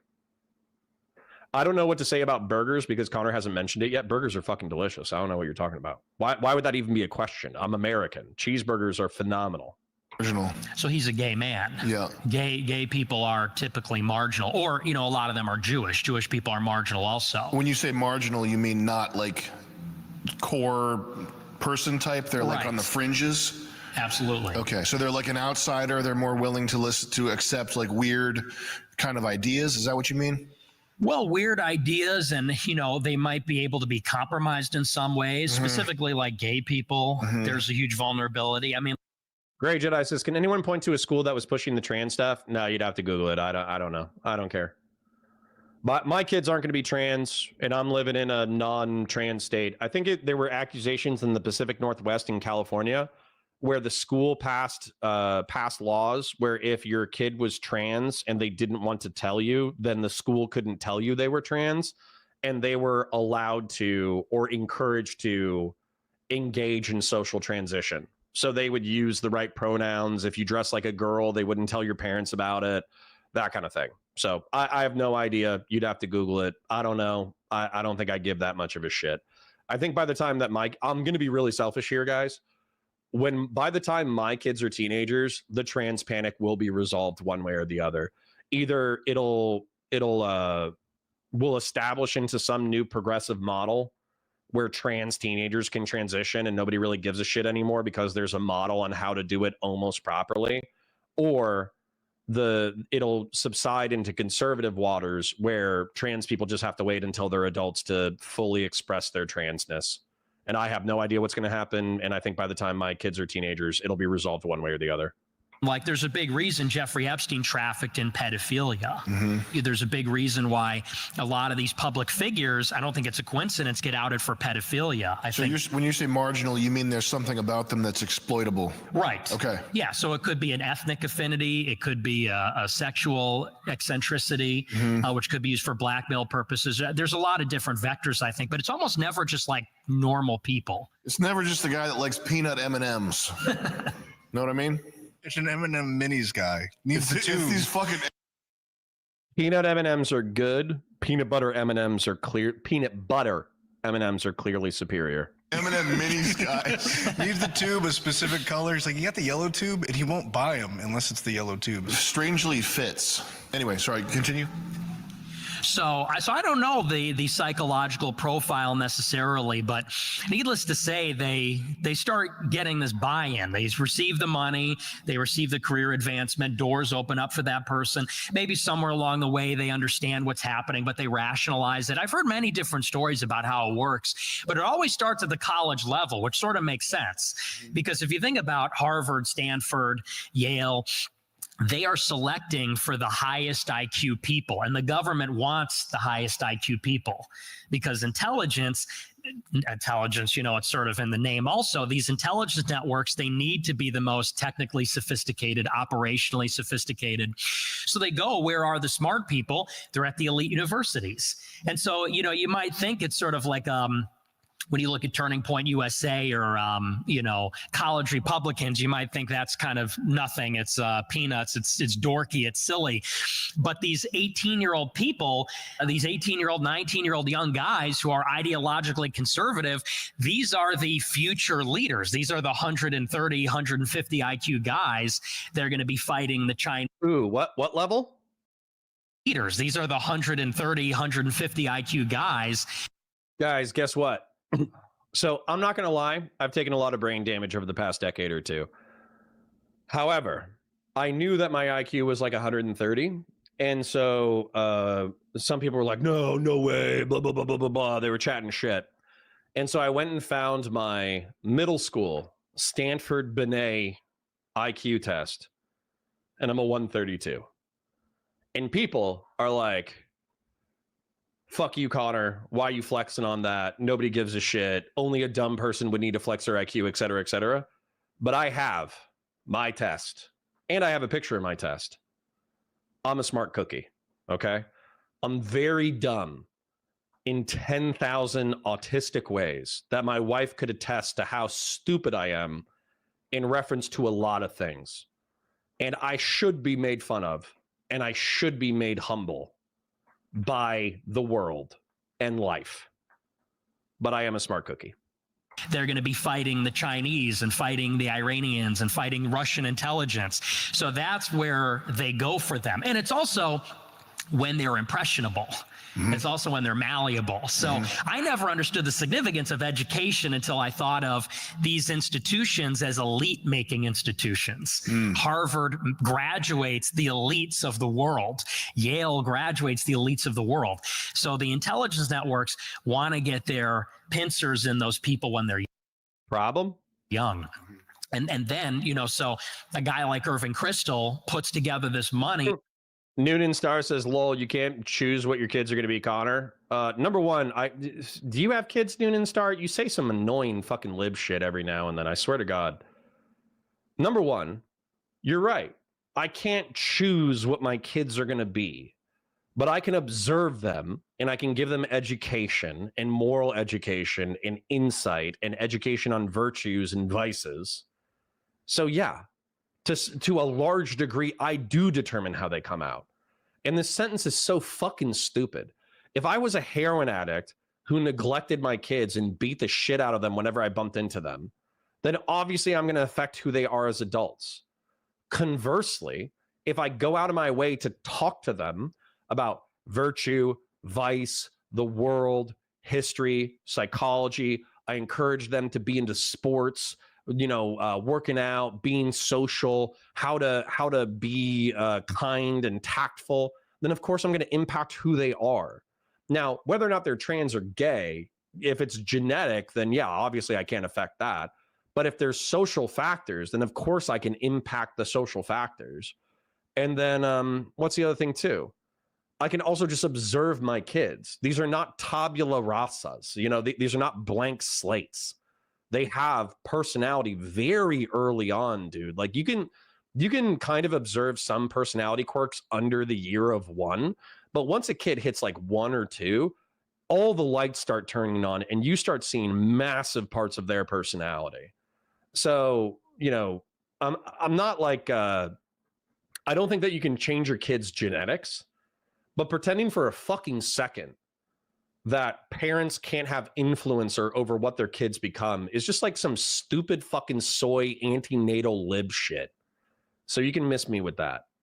With these other guys from the CIA, and they seed the money for conservative student newspapers. And, these 19-year-old kids, they think it's funny. A guy like Stephen Miller, that's how he got his start. He was writing letters to interesting. David Horowitz, who's a talk radio host, and he was a student newspaper guy doing polemical stuff, shitting on Mexicans and flag people and Palestinians and the rest of it. I was just thinking about David Portnoy.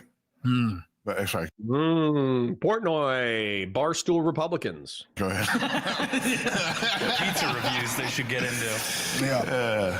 And so that's how they get groomed. And then, they go from a student newspaper to a local newspaper to Fox News, and then they're a household name. Then they're the big Fox News name. Was your point of Caleb says, do you think if Dems started being unapologetically pro-2A as a rhetorical response to Trump's authoritarianism, that it would be an effective strategy to win votes? Yeah, 100%. But I also think I don't think it'll ever happen because of the fucking wine moms and West Coasters and New Yorkers would freak the fuck out. contact, like you're sort of like the vampire that changes you? Was that Cassie Dillon? Yes. That's literally she converted to Judaism afterwards. I looked her up, by the way. She's ugly. Is she ugly? Yes. She's not hot. You could pull up a picture. Which made me upset. Sure. Who said the thing about the price of a man's soul being so low? It's like, it's not that everybody has a price, it's that most people's price is so low. Ouch. Yeah. It's also the case that the bitches they hook these guys up with are butt ugly. That's the price. Yeah, that's the prize. That's what they get, but they're not hot. It was sad. Is she genetically Jewish? No, she converted. Why is her face all fucked up then? Converted from what? That's racist as fuck. I disavow. What, ugly bitch? If a beat bitch came to me and texted me saying you got to change your opinions, I'd say, bitch, get surgery. Now, Cassie Dillon, she might have great. Is that her appeal? I don't know how this stuff works. Is it just that the so good it offsets the ugliness? Anyway, I don't know. Listen, I'm not trying to ruffle any feathers. Fizza says, Connor, would you consider talking to our slop queen food shops? Sure, but we have to have a lolicon disavowal like at the beginning, middle, and end of the conversation. We have to start the conversation. I have to be like, hey, this is Food Shop. She's making, DGG drama slop content that's doing quite well, and I'm happy that there's somebody who's willing to go into the schizophrenic spaces and expose the relationships of all the schizo players who are fighting over bullshit. To be clear, in the past, she's said some positive things about Lolicon, and I just want to disavow that very early in the conversation.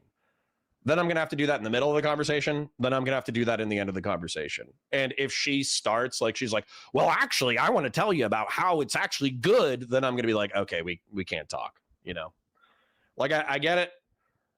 But there's some lines that have to be delineated between myself and the degenerate behavior of liberals and progressives that is just readily accepted by liberal and progressive circles. So, yes, I would talk to food shops, but I have to disavow 3 times. John says, you need people desperate enough to be willing to get their hands dirty and small enough to be a part of something bigger too. They get leadership from elites, but rank and file from state unis for the intelligence services. Well, if they unironically are recruiting some of the world's best and brightest while they're small in order to become apologists, and apologia actually just means defense, defenders of American mixed economy, capitalism and liberalism and neoconservatism and the intel apparatus or whatever. It's like, dude, I could be the best CIA propagandist you have ever seen. Do you know how? I would go, if possible, I would blur out all their faces, but I would go do like kicking doors in with CIA Special Activities Division. I would go hang out with SF guys, special forces guys, and like tier 1 operators who had been there kicking doors during the war on terror. And we would blur their faces if they needed their faces to be blurred. If they're retired, we wouldn't blur their faces if they allowed us to not blur their faces. And we would just talk shop about kicking in doors, using charges, helicopter insertions, helicopter exfiltrations, kidnapping dudes in order to send them to interrogation rooms to get information, anti-terrorist operations, breaking up, jihadist bomb making places, saving people who were like kidnapped, raped, and tortured. We would just talk endlessly. Not only would we talk about that shit, we would try to get as much video as possible of the actual like raids. But do you understand how cool that is? I don't think you guys understand how cool that is.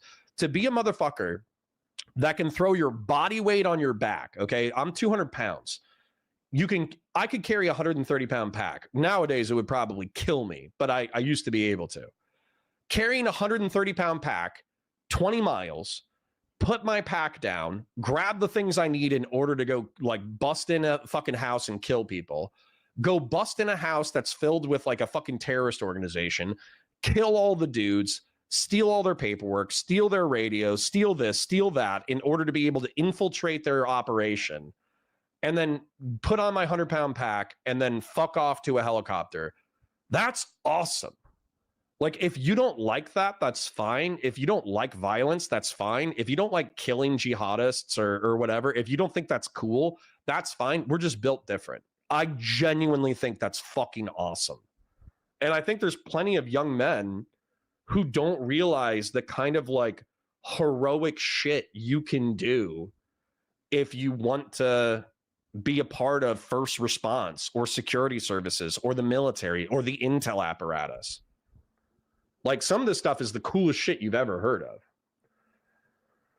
Salsa G says, I'm sure Nick has a 200 IQ. No, he's too social. I know that's funny to say because a lot of people think he's an antisocial schizophrenic freak, but I actually think he's probably within my range. I would say Nick is probably between 120 and 150.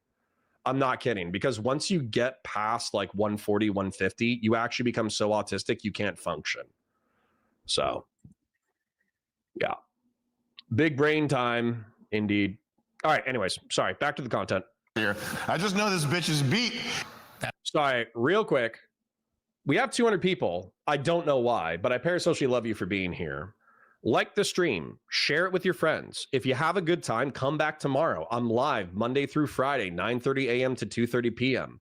On Tuesdays, I'm live on Counterpoints. On Monday, Wednesday, Thursday, Friday, I'm live on Valor Media Network. VALOR Media, common spelling, network, common spelling.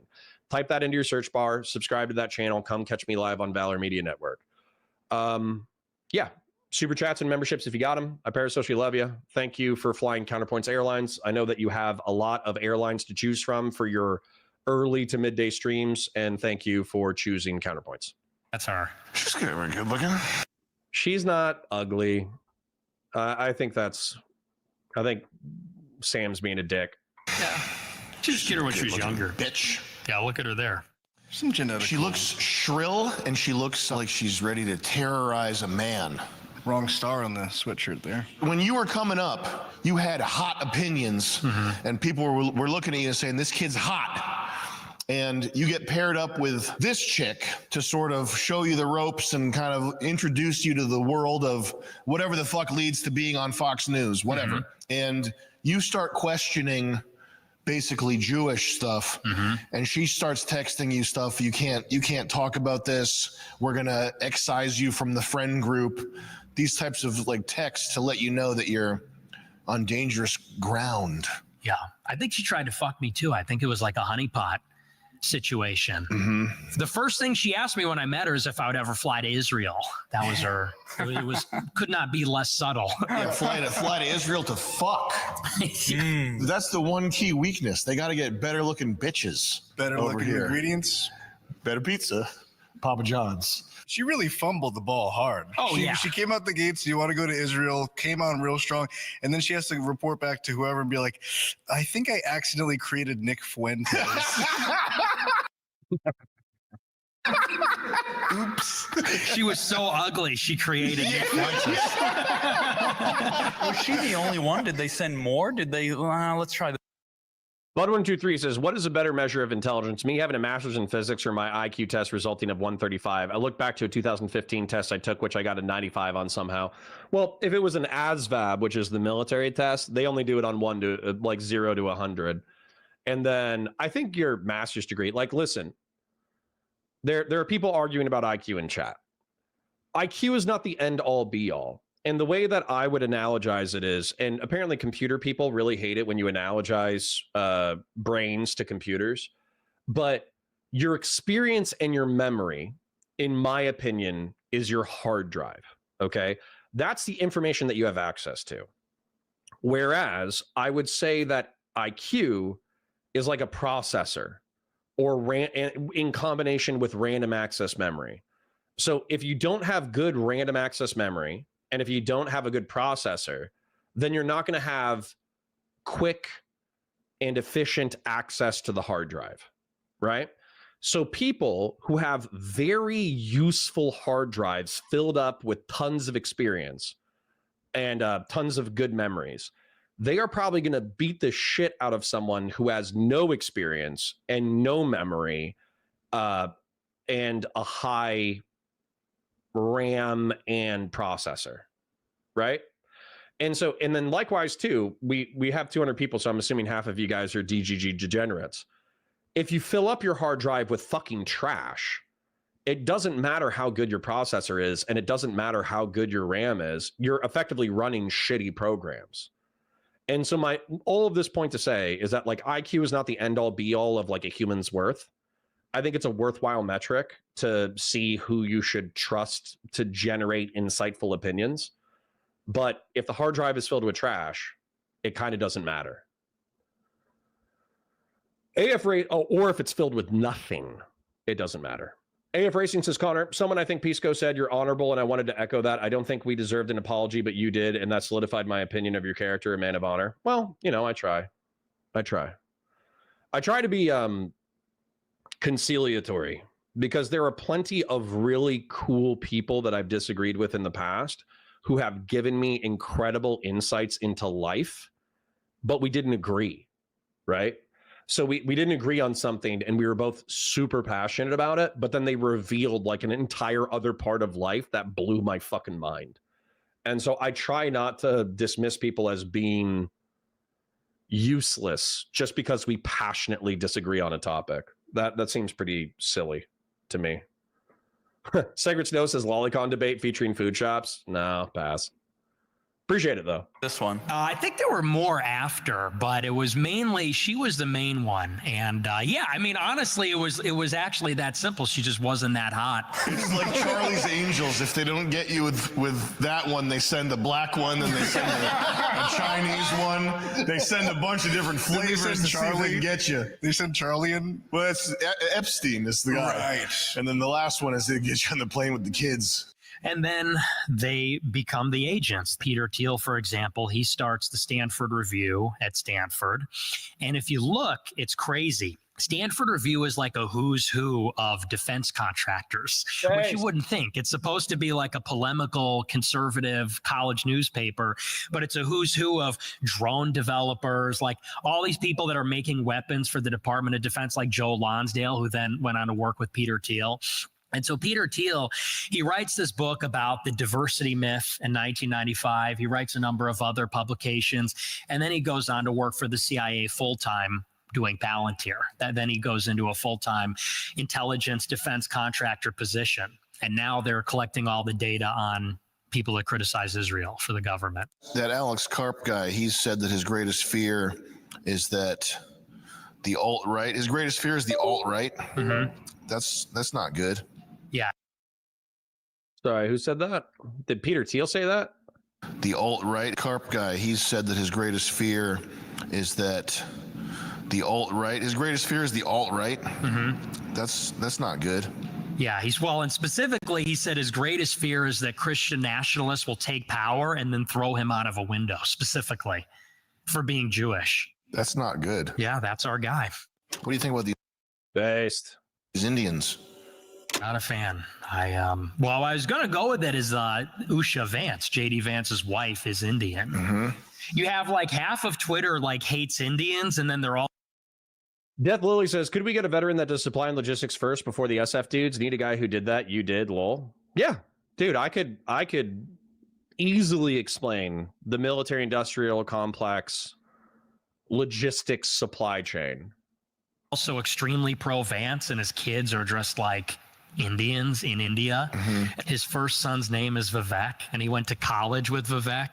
You can't write this shit. No, it's like the Bill Barr, the Epstein thing, this shit. The segue was like Teal to Vance to Usha and Vivek.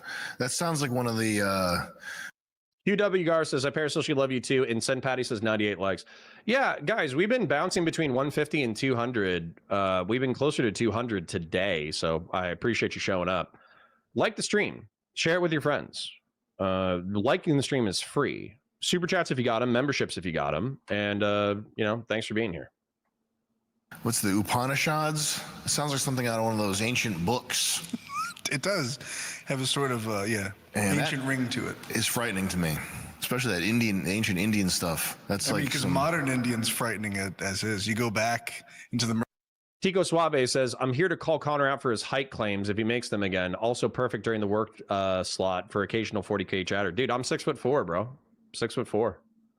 Murky depths of time. It only gets murkier. Yeah, from the here. anglerfish of Indian existence down there somewhere. It doesn't get more clear. The waters get muddier the deeper you go. Sure do. On that one. Do you play games, Nick? I do, yeah. What do you play? I'm basic. I just play like Fortnite, and I play map games. I play Civ 5, Call of War. Civ 5, that's cool. I love Civilization. What society do you pick? Oh, Rome every time. You go with Rome every time? I go with the Uzbeks. Now, I usually look to see who has the biggest advantage and then go with that. But I think, you know what Civilization is? Nope. It's this game where you pick your civilization from all the civilizations that have ever existed, and you start a little like sim nation, it's a sim game. Okay. But the advantage is like if you pick an African, it's like you get higher birth rate. I don't think I don't think that That's fucked up. That's fucked up. I disavow. Bryce Foot says, hey, Connor, would you be down to take a peek at my January 6th Hunter Biden retort on stream for debating conservatives and making them understand why it wasn't a joke event and was dead serious? Yeah, DM me. So if you need a Discord DM, let me know. My Twitter is CounterConnor, CounterConnor, CounterConnor. Just DM me on Twitter. have anything like that in there. I'm sure they're smart enough to not do that, but each civilization has an advantage. Right. I wonder if there are any of them that are funny, like Africans with high birth rate. India has a funny one. It's like the population could be really big and unhappiness is really low. Oh yeah, dwell with like billions of people and shit. And piss. It's like hard mode. They can tolerate anything. Yes. That's amazing. Yeah. People would say that's weird that there's no Jewish option, but you as the player are, because you're controlling everything. Is there an Israeli civilization? There isn't, no. That would make me sick if I fired up a civilization. If you get far enough. They're just joking around, so I don't even really know what they're talking about at this point. But I was more into it for these neoconservatives and conservatives and liberals are nefarious for conspiring to propagandize and perpetuate mixed economy capitalism and liberalism. And it's like, based. Caleb says, Alex Corp, he also said Palantir was responsible for breaking up the far right in Europe, and that makes him a target. Well, that's when Palantir does get scary. So I know that I keep semi-ironically simping for neoconservatives in the military-industrial complex, and that does make some liberals nervous. And truth be told, it makes me nervous. Because when you're talking about this level of technology, like Palantir or the AI programs or the large language models or the NSA search engines that they allegedly have, what you're talking about is that every conversation you have, all of your metadata, this is the way that I believe it operates. I could be wrong, but this is the way that I believe it operates. All of your metadata generates into a threat assessment. Are you a dissident right-wing propagandist who just talks shit on the internet? Or are you a dissident right-wing propagandist who's on the verge of committing a terrorist attack?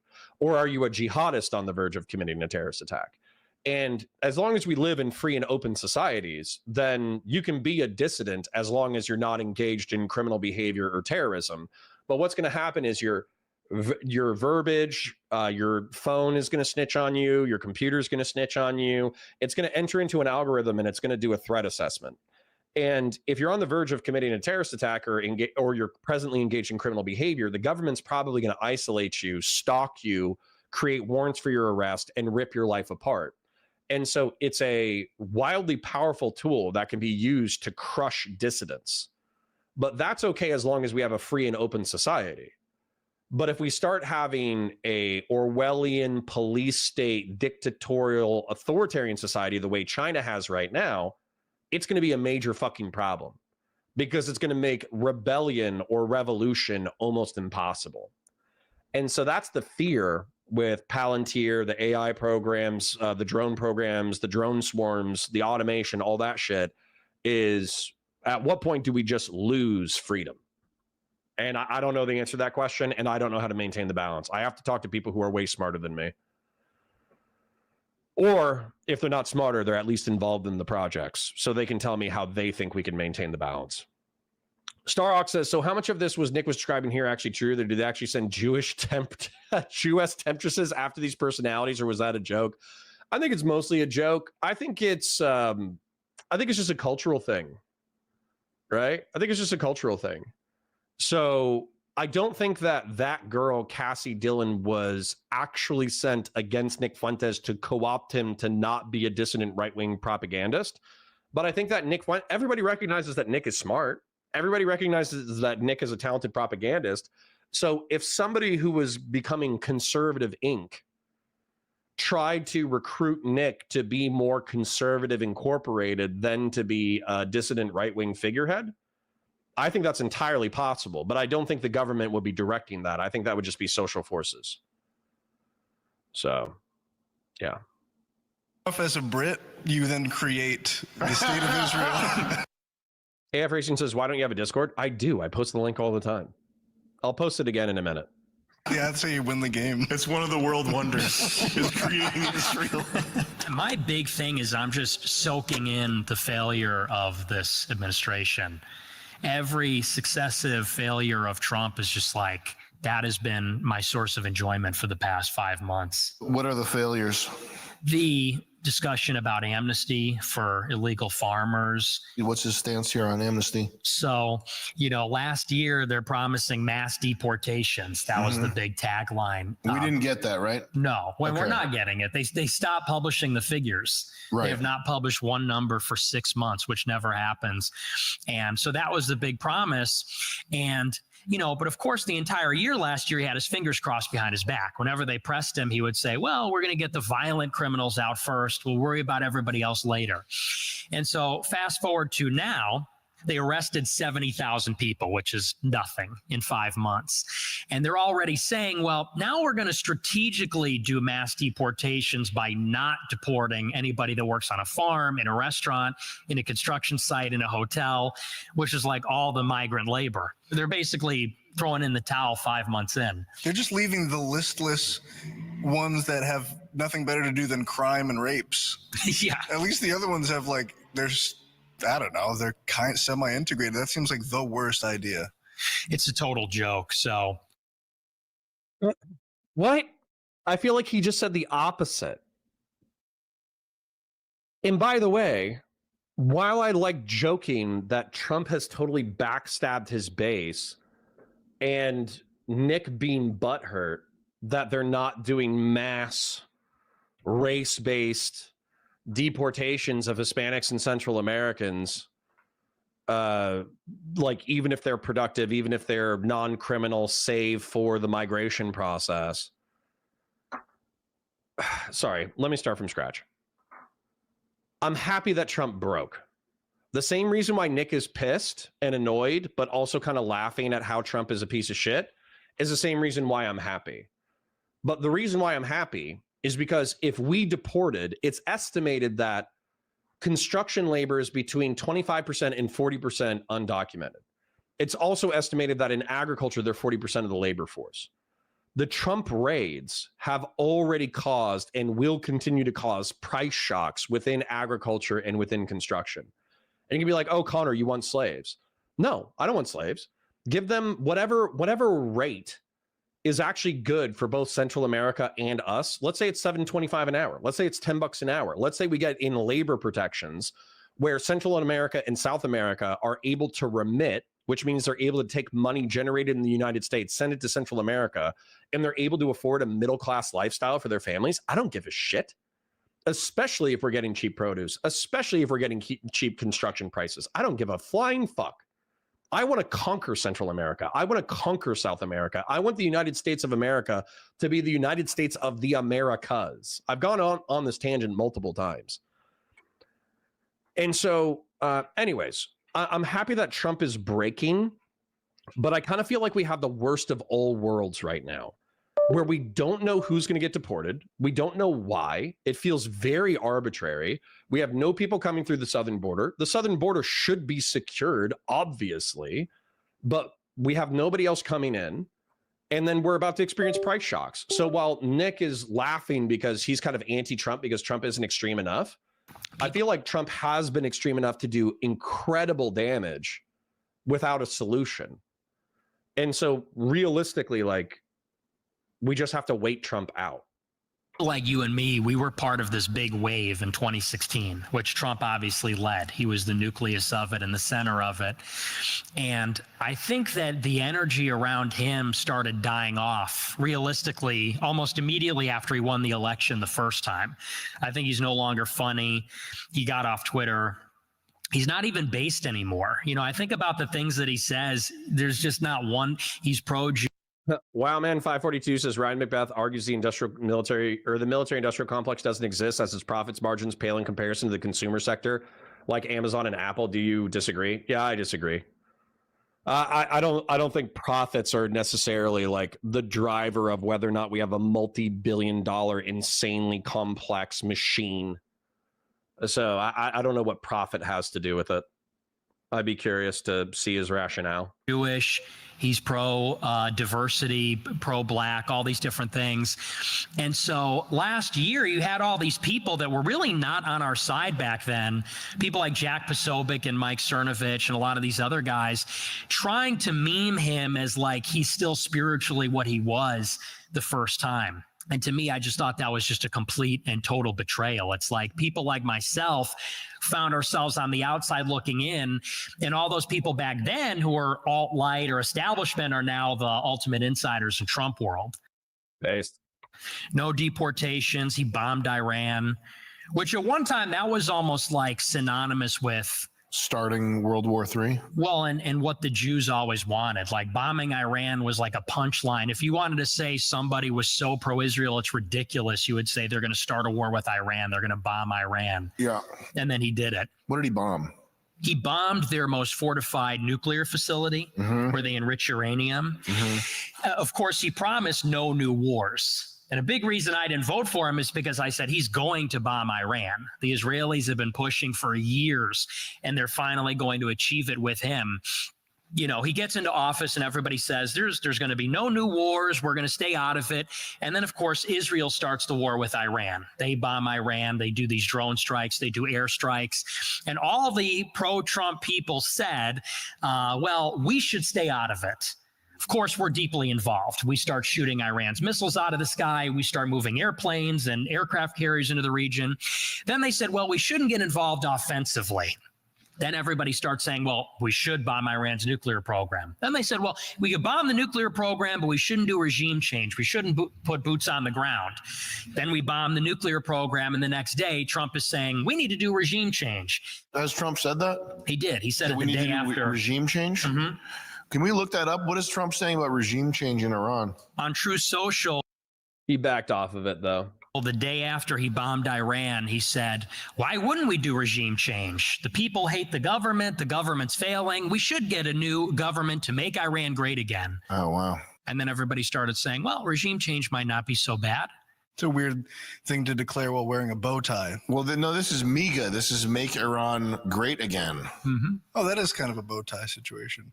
Absolutely. MAGA. There's a top. Why is he not wearing a top hat? Maybe he is, and maybe like he's in the middle of saying something that makes. So, Wildman542 says, yeah, but how would you annex Canada? I think Trump soured Canada on joining your United Continent of America. Yeah, so Wildman, there's the meme answer and there's the real answer. Okay. The meme answer is just invade, right? But that's not the real answer. Okay. Do you guys mind? Do you mind if I do a little Geopol Greater United States of America rant real quick? Mexico, Google Maps. So, whether Nick and his ilk like it or not, we share a land bridge with people who were colonized by Portugal and Spain. And so this area, Simón Bolívar, who is a hero in South America, who emancipated a lot of Native Americans and slaves and created one of like the first modern states. Simón Bolívar envisioned a country called Gran Colombia. And it was effectively like, I don't know, it was probably Nicaragua through the like this entire northern part of South America, right?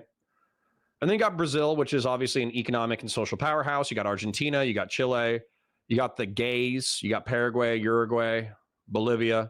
But the whole point of this is that you could unite this in an economic and security trade zone where Argentina can still have citizenship. Paraguay, Uruguay, Bolivia, Brazil, they can still enforce citizenship, but they can just do security cooperatives where they help each other out with like counterterrorism and counter drug issues. And they can also have the free flow of goods so they become insanely rich, right? Same thing with Central America. You could do the same thing. And I wouldn't care if the United States was a part of it. But effectively, like you could take this entire area and make it a security and economic cooperative zone. You don't actually have to annex these people. You don't have to conquer them. You don't have to do any of that shit. You just need to cooperate on security and cooperate on trade. And it's the same thing with Canada and Greenland. We don't need Greenland to literally, we don't need it to be literally a 51st or 52nd state. We just need to be able to put military bases there. We need to have a fair deal when it comes to resources. And that's it. So if it's just economic and military cooperation, that's totally fine. If the greater United States of the Americas isn't really like a nation state or whatever, that's totally fine. But the truth is that we are a continent.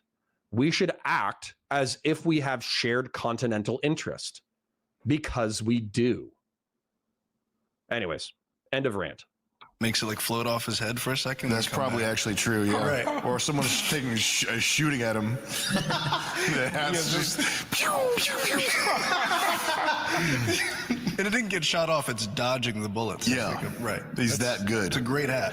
We bombed that nuclear facility, but didn't he bomb the entryway of it? Like, did it actually do damage? No, he's saying that he destroyed it, but the Europeans, the Iranians, the Israelis, the United States, we all say, no, we didn't destroy it at all. And so that's kind of the next step. Is So couldn't that be 4D chess, though, Nick? Yes. I don't know. So you have the amnesty that they're discussing, bombing Iran. And then, of course, the biggest thing is the Epstein cover-up, which it's like the most obvious published. You know, I put something on my Telegram. In 2016, a Trump tweet was like, I've never seen a thin person drinking Diet Coke. And now the tweets are like a page long. It's like, this is a tweet. It's like, it's a page long. It's an essay. You're talking about the Pam Bondi double pager? Yes. We'll pull that up in post. Let's pull it up right now. Let's just see what he's saying. So the commentary coming out of Trump with regard to Epstein, it's not punchy. It doesn't have that traditional Trump snap to it. It's in fact, it's 2 fucking pages long of him sort of pressing people to move on from the topic. What's going on with my boys and in some cases gals? They're all going after Attorney General Pam Bondi, who's doing a fantastic job. We're on one team, MAGA, and I don't like what's happening. We have a perfect administration, the talk of the world. For years, it's Epstein over and over again. He's bemoaning how the Epstein thing won't go away. And he's saying that it's radical left-inspired document concoction. He's basically saying it's fake. People are, of course, Epstein was blackmailing everybody and ran a sex trafficking ring for that purpose and trafficked them for Israel. And Trump is on True Social publishing a page each day saying, hey, guys, can we all move on? Like, this isn't I definitely wasn't on that island. Like, I had nothing to do with that. And Yeah, what about the New York penthouse, though? Because that's the accusation. All the people who have accused Trump of having sex with underage girls, it's always been the New York penthouse. So him saying like, oh, I didn't go to the island. Oh, I didn't go to the island. Well, that doesn't really answer the question. The question is whether or not you knowingly had sex with underage girls. And so there's some women who have specifically accused Trump of being a germaphobe, of going to the penthouse orgies during the 1980s and the 1990s, and knowingly taking hand jobs and having sex or raping 14 to 17-year-old girls.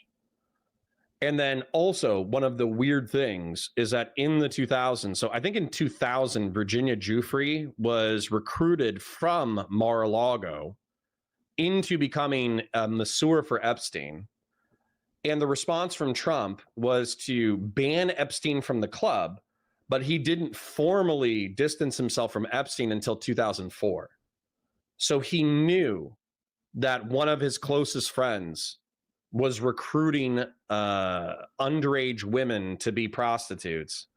And he didn't have a problem with him being, you know, the libertarians are going to say an ephebophile. He didn't have any problems with his ephebophile friend until it started fucking with his business. So that's where, for me, that's how far Republicans have fallen. That's how far MAGA has fallen, where they can post as many fucking wood chipper memes as they want on Twitter, but the cult leader of the Republican Party is an accused fucking pedophile, and they don't want to do anything about it. That's the only thing that I'm really going to be hitting MAGA with over the next decade.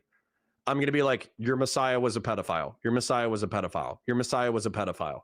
And if they're like, well, you can't prove it. You can't prove it. I'm going to be like, yeah, because your Messiah swept for his own pedophilia, and the Democrats didn't expose it because it implicated Bill Clinton. But guess what? I don't have any allegiance to Bill Clinton. I don't give a fuck about Bill Clinton. So if they're like, oh yeah, well, the Democrats are bad because they swept for Bill Clinton. Well, good. Fuck them. Fuck the Democrats. Fuck the people who swept for Bill Clinton. Fuck the people who swept for Bill Gates. There's actually a pedophile ring, a known pedophile ring, sitting in government right now, and it's being covered up by the government, and Republicans don't have a problem with that. The social conservatives don't have a problem with that. Get the fuck out of here. You need to just stop talking about it altogether. I don't know. It's just like he's not funny anymore. He's not based. He's kind of like wrong on all the issues. This is not the golden age we were promised. This is more like a golden shower. It's like, are we bringing in Caribbean countries? Yeah, absolutely.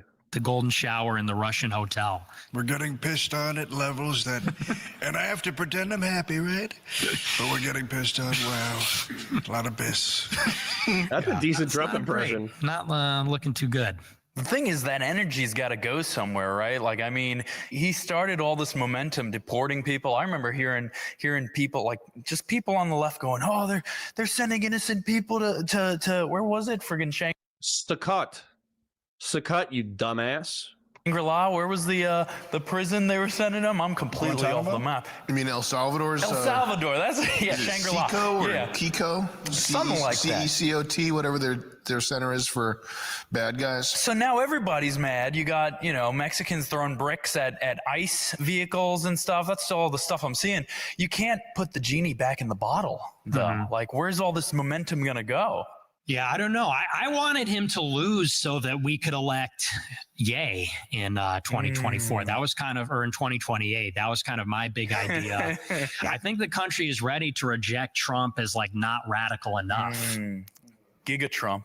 And a true Hitler level leader can arise in him because he's sort of preventing that from happening in a way. From holding the spot. Right. But this may be the best case scenario where his crash out might fuel the rise of that next person.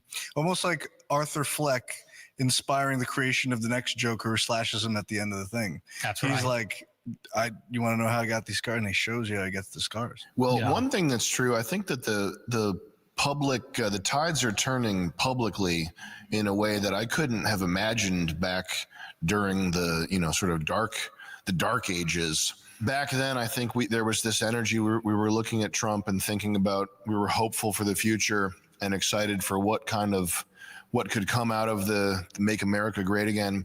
But now I think that the regular people are getting fed up, and regular people are starting to, they don't trust science. They don't trust official narratives. I mean, that part of it is kind of exciting. And also the censorship thing, we were talking about this. It seemed like it would just get worse and worse and worse forever. But now it's like, it's good almost. You know what I mean? Yeah. No, I mean, basically the plan was we were all going to get wiped from the internet completely. Yeah. Like not even be able to have a website or a bank account. Unpersoned. Yeah. And then when Trump got banned from Twitter, it just went in the opposite direction. And Twitter opened up and Instagram opened up. And now it feels like Twitter is like 4chan, like you see every day. Which as a normie is kind of annoying. I'm not going to lie. I don't like that it's like Trump dick sucker, Trump dick sucker, Trump dick sucker, Holocaust denial. Trump dick sucker, Holocaust denial, Holocaust denial, Holocaust denial, Trump dick sucker. And it's like, Jesus, bro, you guys destroyed the fucking website. like honestly, like I can't just get like a normie lib opinion. I can't just get a liberal being like, this is what I had for brunch today. Like just to mix it up a little bit. Holy shit. Yeah, Twitter's pretty rough. Not gonna lie. Hey, it's just all racist memes, anti-Jewish memes. Like the red pill has truly gone mainstream.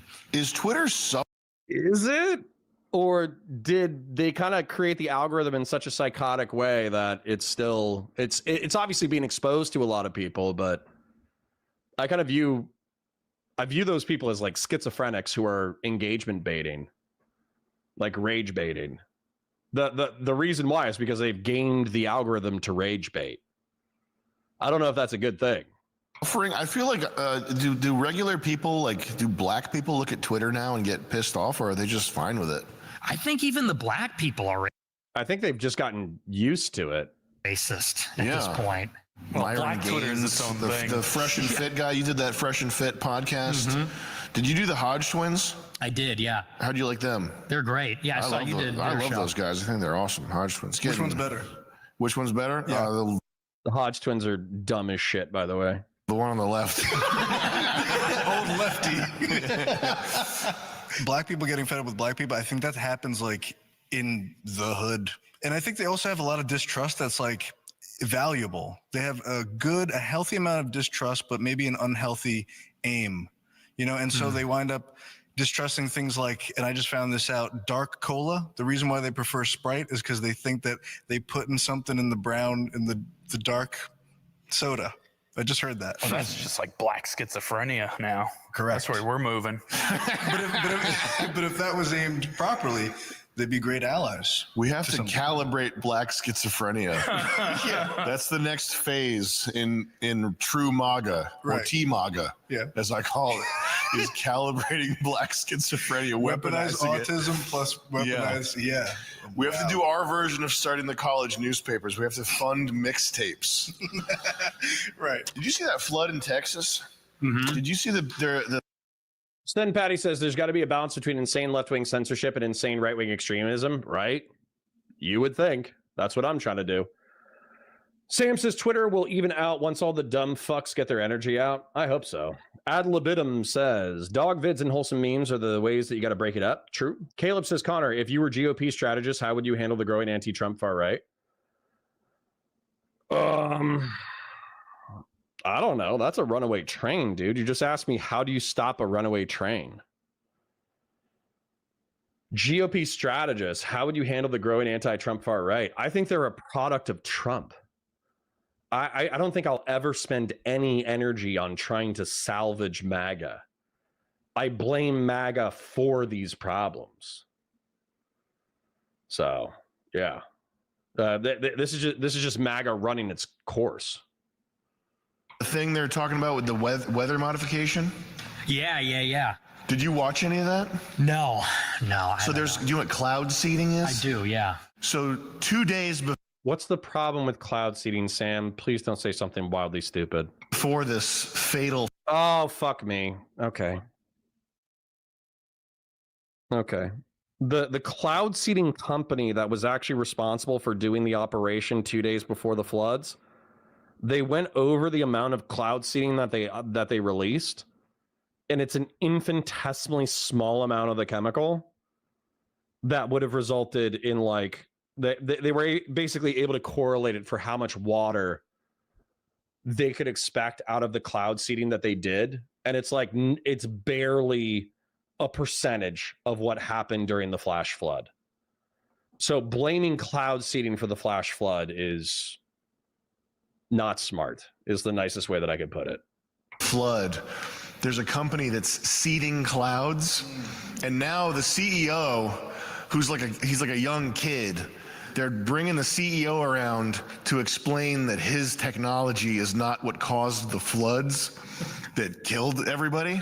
I'm glad I don't run a weather modification company after a fatal flood. Okay. He took that in an interesting direction. Got it. Thank you, Sam. Rainmaker is the company, and he's on the what's that guy's name? Sean Ryan. Sean Ryan. Oh yeah, the veteran. Are you going to go on Sean Ryan? I don't think he's going to invite me. He's not. Yeah, no. Yeah. I like soldiers and troop guys who they're like the most badass. They've killed thousands of people and they've had bullets whizzing over your head. If you talk to them on camera about Israel and tried to get them to commit to any type of opinion, they would turn into like pee-pee pants, poo-poo baby man. Like the toughest guy. Who's that guy, Shrek? I'll tell you, man, we were in Osama bin Laden's baseball dugout. We were in a 440 ATX. We had Razor ATVs out there. I killed everyone, and then I took their hats. Yeah. John McPhee. Do we want to meet him or him versus Tim Kennedy? A short of him. What if the units are amazing? Have you seen this guy? Took a guy. No, I out never back. seen it. Right on. All right, I'm good. I feel like the momentum's kind of died out a little bit, which is totally fine. That's totally fine.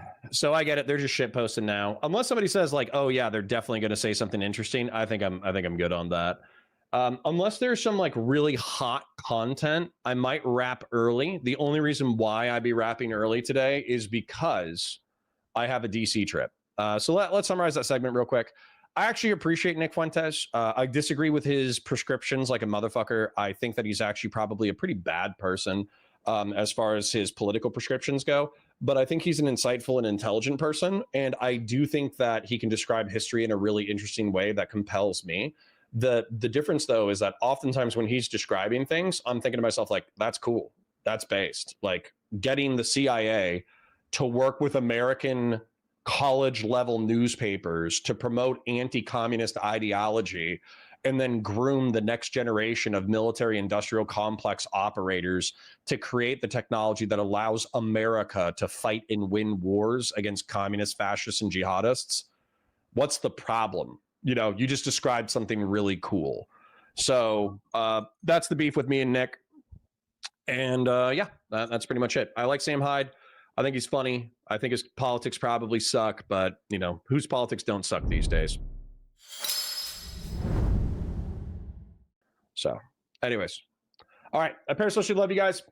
Go enjoy your other streamers. Thank you for coming by. Thank you for all your donations. Have a great day. Bye for now.